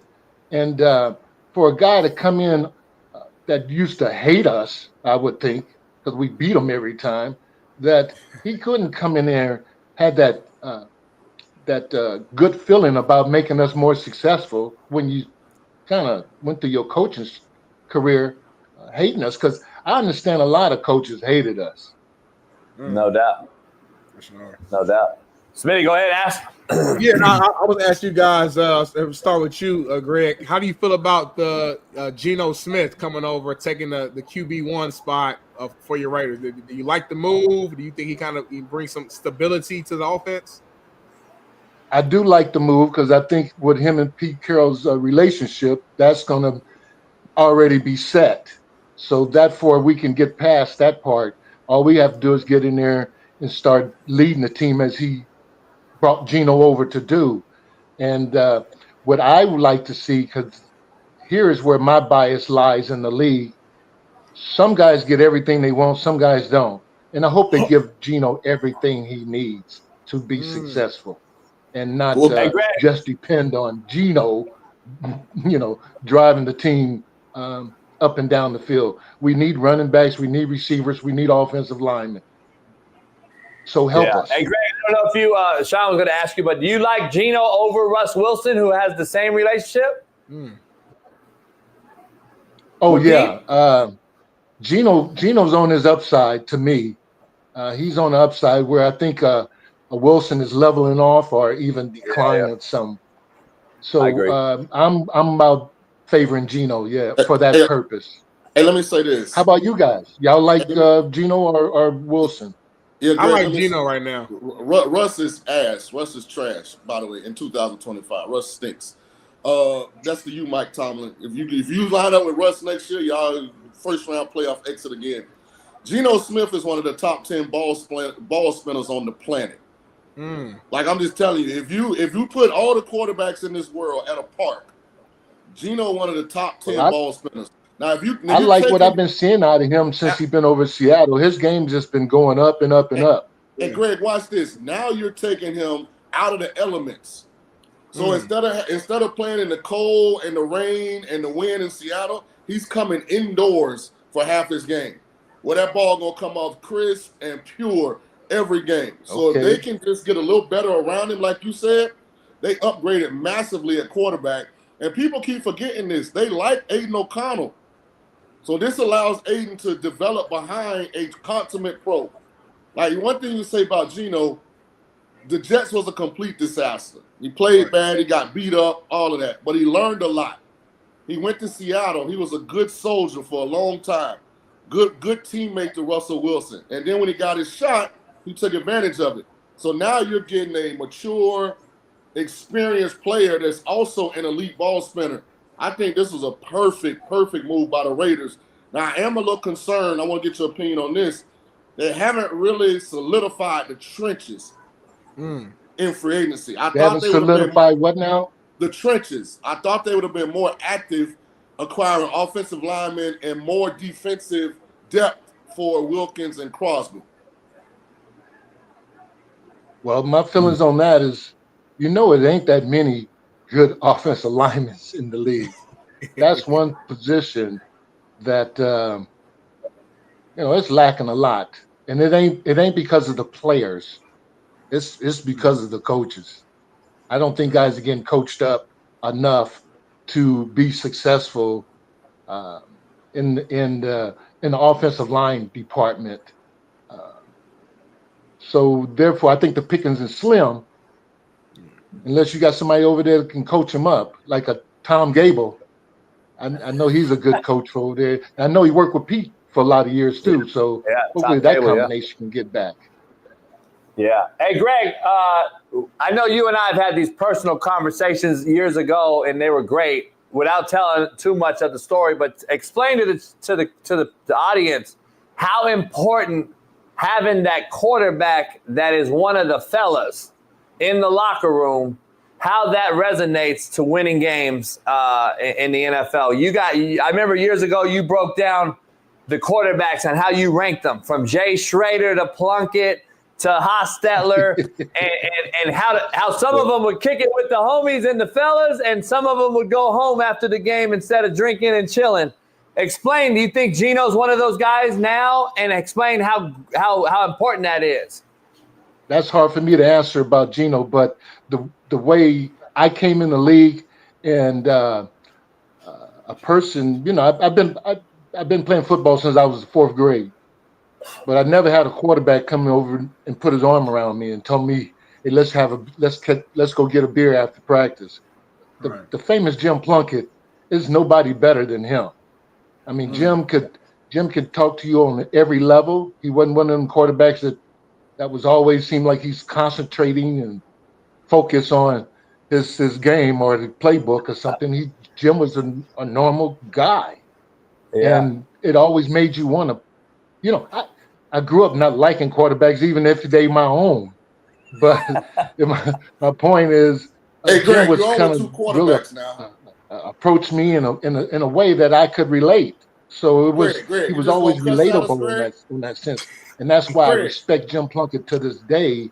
He got us 2 Super Bowls too. So I mean, he wasn't a shabby player either. So it was all about showing people your personality on and off the field. And back in those days, the Raiders had plenty of personalities that they were willing to display on and off the field. So it made the quarterback now have the standard of Jim Plunkett, and none of them reached that. I mean, your Mark Wilsons, your Jay Schraders, your Steve Berlines, your George, what's the Jeff George? I mean, all those guys. It's just they never connect with anybody. It seemed like they just took the check and ran. Damn. So those guys not even welcome at Alumni Day. Hey, Greg, can you hear me? Hey, Greg. I mean, here was a remark that I remember in the early '90s, and Ronnie Lott came over to the Raiders, right? And we was playing the game, and somehow I guess we wasn't playing up to Ronnie's Lott standard, right? And Ronnie got up in the halftime and told us, he said, "This some of you guys I'm knowing I'm not going to have a beer with at the end of my career." And for that sake, you want to always be respected, and the guy that always can come around and have a beer with the fellas because they knew you stuck it out and put your talent on the line to make our team a better team. Hey, Greg, can you hear me, Greg? Yeah, I can hear you. It's guys like you why the rules change. You're not just going to come on here and cuss at 2 quarterbacks, talking about you don't like quarterbacks, and we're going to sit here and just take it. That's why they changed the rules now. Don't touch us. Don't get close to us. It's a flag. Well, Al's rule, one of Al's rules was in the first 3 plays, the quarterback must go down, and he must go down hard. And that meant with the ball or without the ball. See, that's why we changed the rules. It's just he was taking care of the fines, and a penalty was worth having a penalty if it could pay dividends down the line. Greg, I love it. We had to get you thugs out the league. That's why we changed the rules, man. See, y'all want to abuse the quarterback. Here it is. I think that's why we're not coaching in the league either. Right. They know your mentality. I mean, they got a lot of softies, in my opinion, coaching in the league, and that's why I don't blame the players. I blame these coaches because these coaches haven't even played at that level, and I don't know how they get to coach at that level. I don't get it. And I wouldn't want it for myself. I wouldn't want a coach coaching me that never played at that level. And that's just me. Hey, Greg, I'll be honest with you. If you're gonna tell me to run through the brick wall, I got to know that you ran through the brick wall. Right. Run with me. Let's go together. Hey, Smitty. Hey, Smitty, Couldn't do anything you haven't done. Right. Smitty, Go ahead, Sean. Hey, anytime I talk to young quarterbacks, that's why I tell them I don't respect none of your production. Because, see, the NFL I played in, you heard what Greg just said? Yeah. They got fined if they didn't put the quarterback on the ground in the first 3 plays of the game. Yeah. You can't even touch the quarterback now. If you get pushed into the quarterback, you'll be kicked out, right? It's ridiculous. And these guys you be do that 2 whining and times. complaining. You do that 2 times. Now you got a reputation. Right. It's a shame, man. Hey, Greg, here's the thing about it. Like, I'm with you. And now we got females wanting to coach and being allowed to coach. And I'm like, Greg just broke it down. How's a female going to teach me how to run through a fucking wall? That's all I'm saying, Smitty. Especially at O-line, D-line. And Greg, speaking of like positional coaches, how bad O-line coaches are right now, D-line coaches. It's all about 7-on-7. It's all about looking pretty. We got helmet condoms on. Greg is old school. He wants a motherfucker to spit, dip, tobacco on the ground, get after your motherfucking ass. That's when football is great, man. That's how it's played. It's moving a man against his will. There's no other way to look at it. You can do that. Hey, Greg, you a smart person. I like how you dodged JBBS just then.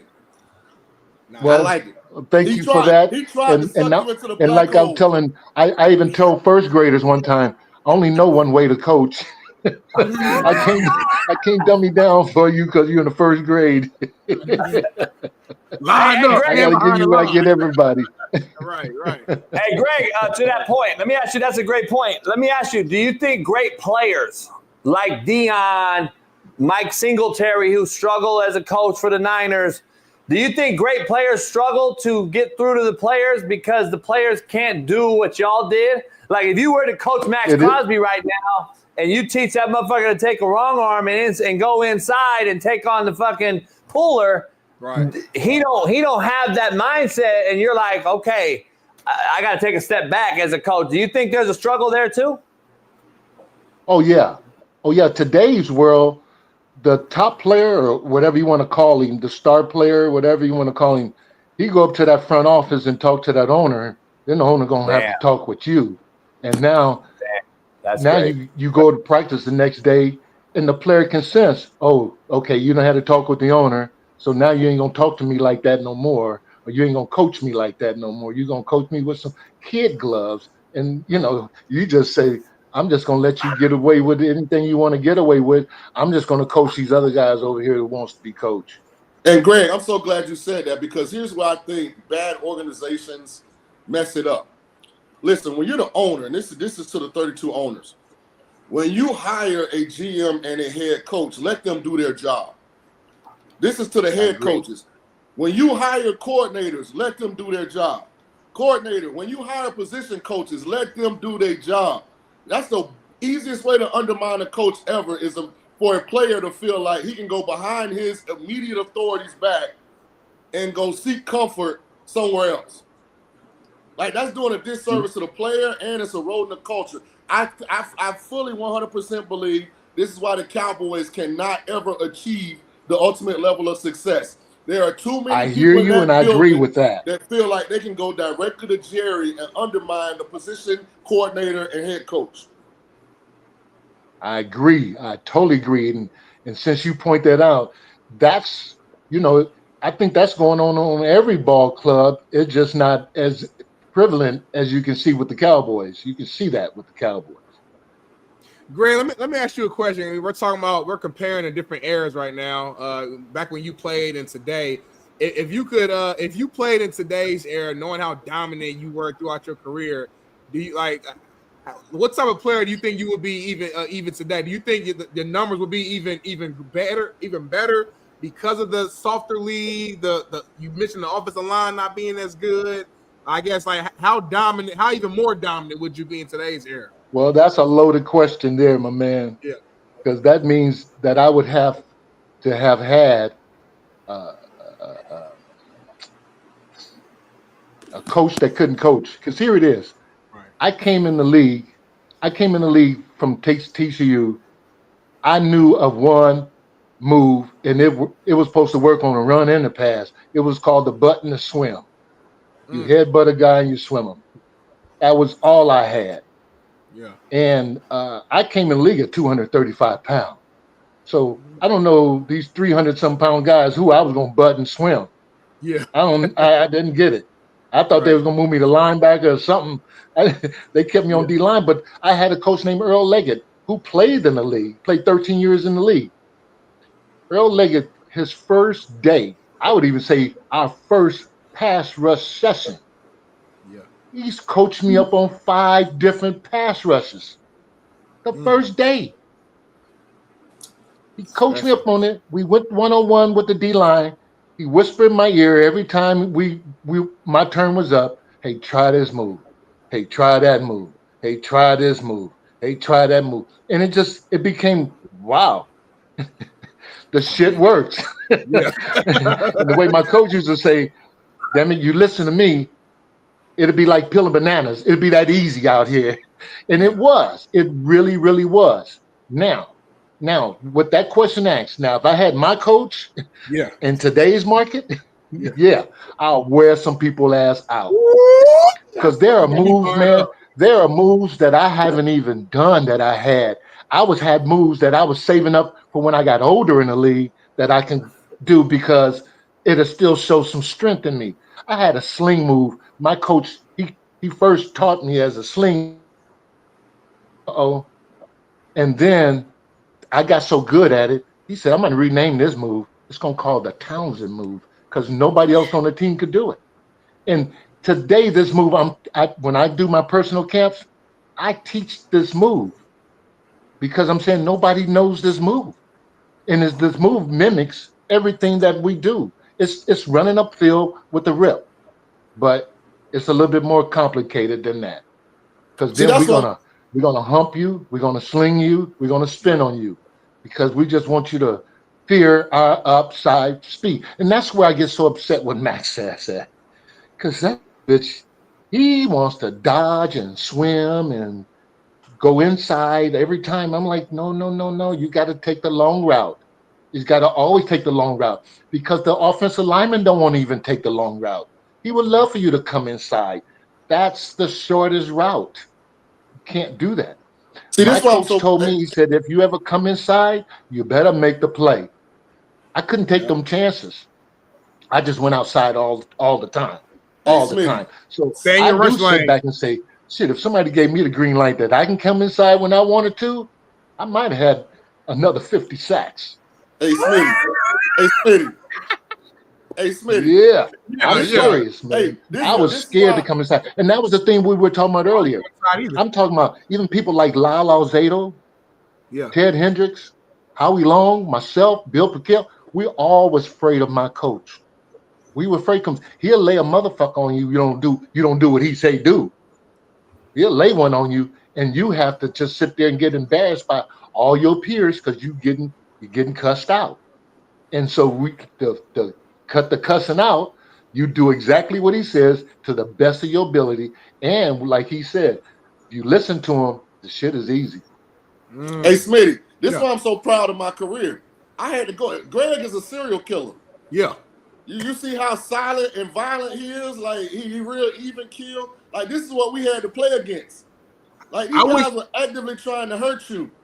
If I was still playing right now, I would pull up to OG Greg and learn the Townsend move. I want to learn that slingshot you're talking about. Add it to my repertoire. See, Greg, what's that move I saw? Hey, Greg, what's that move I saw you just do? He ain't got no moves. He ain't got no moves, Greg. Didn't I see you do a move? I was a 3 technique at Ball State. I didn't make the NFL. He doing the breaststroke. But I was a D tackle. I'll see my highlight tape. I was nowhere near as great as you were, but I was an all conference player, so I was an interior guy though. So I know a little bit about a little bit. Well, I like that too, because you had a good coach. You should have been in the league. You should have been in the league, no doubt, because I got this question when I was about on my 10th, 11th year in the league. And one of my coaches came to me and he says, "Hey, Greg, you ever wonder why we get rid of guys that we should keep and we keep guys that we should get rid of?" I said, "Yeah, I've been wondering that for a long time. Why do we do that?" He said, "To make our good players feel superior." Yeah. Man. Did you hear that? Yeah, that's crazy. That's crazy. And you know, I had to think back in my mind. Too. When those so-called good players we have, when they got a second stringer behind them, and that guy is pushing for their job, that's a different thing now. That's a different thing. I've seen that a couple of times. I seen a guy push for Howie's job, and he told Howie, "I'm coming for your job." You know what happened to him? Doubt. He got released. Yeah, that's crazy. I know He said Shaun the talks wrong about thing. that a lot. He should have just kept his mouth shut, because he was balling. He was balling. Hey, Greg, he just kept his mouth shut. Yeah, Smitty wanted to say bye. He had to run. The show's ending. I want to wrap it with, all right, Shaun. Appreciate you, Shaun. Hey, Greg, I want to end it with you real quick, Greg. I'm going to answer for you. I don't think you would have done what you did because the rules are so pussy soft that they expect you to hit the quarterback and not land on his ass, and you weren't going to do that. I know, you're right. You're totally right about that, because I couldn't have played in his era, just making shirt tackles. You know what I mean? Yeah, exactly. And I can't coach in it. See what I'm saying? Yeah, you can't coach it, huh? And I talk to your son all the time on Instagram and stuff, and he always mentions stuff like, "You can't coach in this shit, JB." I'm like, "Nah, this shit crazy." This is crazy. We got some guys in the chat who played with your son, who's in the chat right now. So awesome. I love all those guys, man. Those guys always show me a lot of respect and love. Those guys that play with my son. Every time I see them, I got one to go to church with me too, and when he comes up, he study saying, "God bless me." He go, "You're a legend." Hey, you are. Shit, you are. Man, hey Greg, we gotta have you on again, man. We'll get the technical shit handled, and we'll have a better show. We'll get you on. Great stuff, man. I love seeing you, JB, and I love what you're doing. You keep up the good work, brother, and they don't know like I know. You done came a long way, brother. Hey, and I'm so proud of you. I am so proud of you. Hey, you know me, man. You're one of my favorite humans on this planet, man. So I got to get with you in Long Beach. I'm in the beach all the time, so I'll hit you up and come out and we'll have a little cold beverage on the boat. I love that. Let's do that. All right, bet. Okay, let's make it happen. All right, bet. All right, love you, JB. God bless. Peace. The great Greg Townsend. Shout out to all the guests this week, man. We've had some legendary guests. Appreciate the legends, man. We'll get his technical stuff figured out so we can have more banter with the other guys, man. But legendary dude. Greg is near and dear to my heart, by the way. Like he said, he knows more than a lot of you may know about it, and I know more about that as well with him. So, but we'll have Greg on more often, man. Great dude. But anyway, shout out to everybody this week so far. Been a great week. You got to love the OGs, man. Got to love the OGs kicking the knowledge. And it is what it is, man. Zach Walker, you can never troll, motherfucker. Hey, man, it's a great show. Appreciate you guys. We'll see you tomorrow. It's Truth Telling Thursday. Steve Kim joins us tomorrow. And Lonnie Johnson, former player of mine who just signed with those same very Raiders, a long corner, will join us tomorrow as he's now a Raider. He'll give us his new team's take as he transitions from being drafted by the Texans in the second round, going to Tennessee, Carolina, and now Vegas to play alongside Max Crosby. We'll get his take tomorrow on the show along with Steve Kim. Lonnie, I brought to Garden City. Drove him from California to Garden City. We'll break that down tomorrow. Lonnie will be on the show, and We got some more guests on this week too as well, man. So stay tuned. Appreciate you guys, and head on over to BetUS today. Use the promo code Coach JB. We'll see you tomorrow. Peace.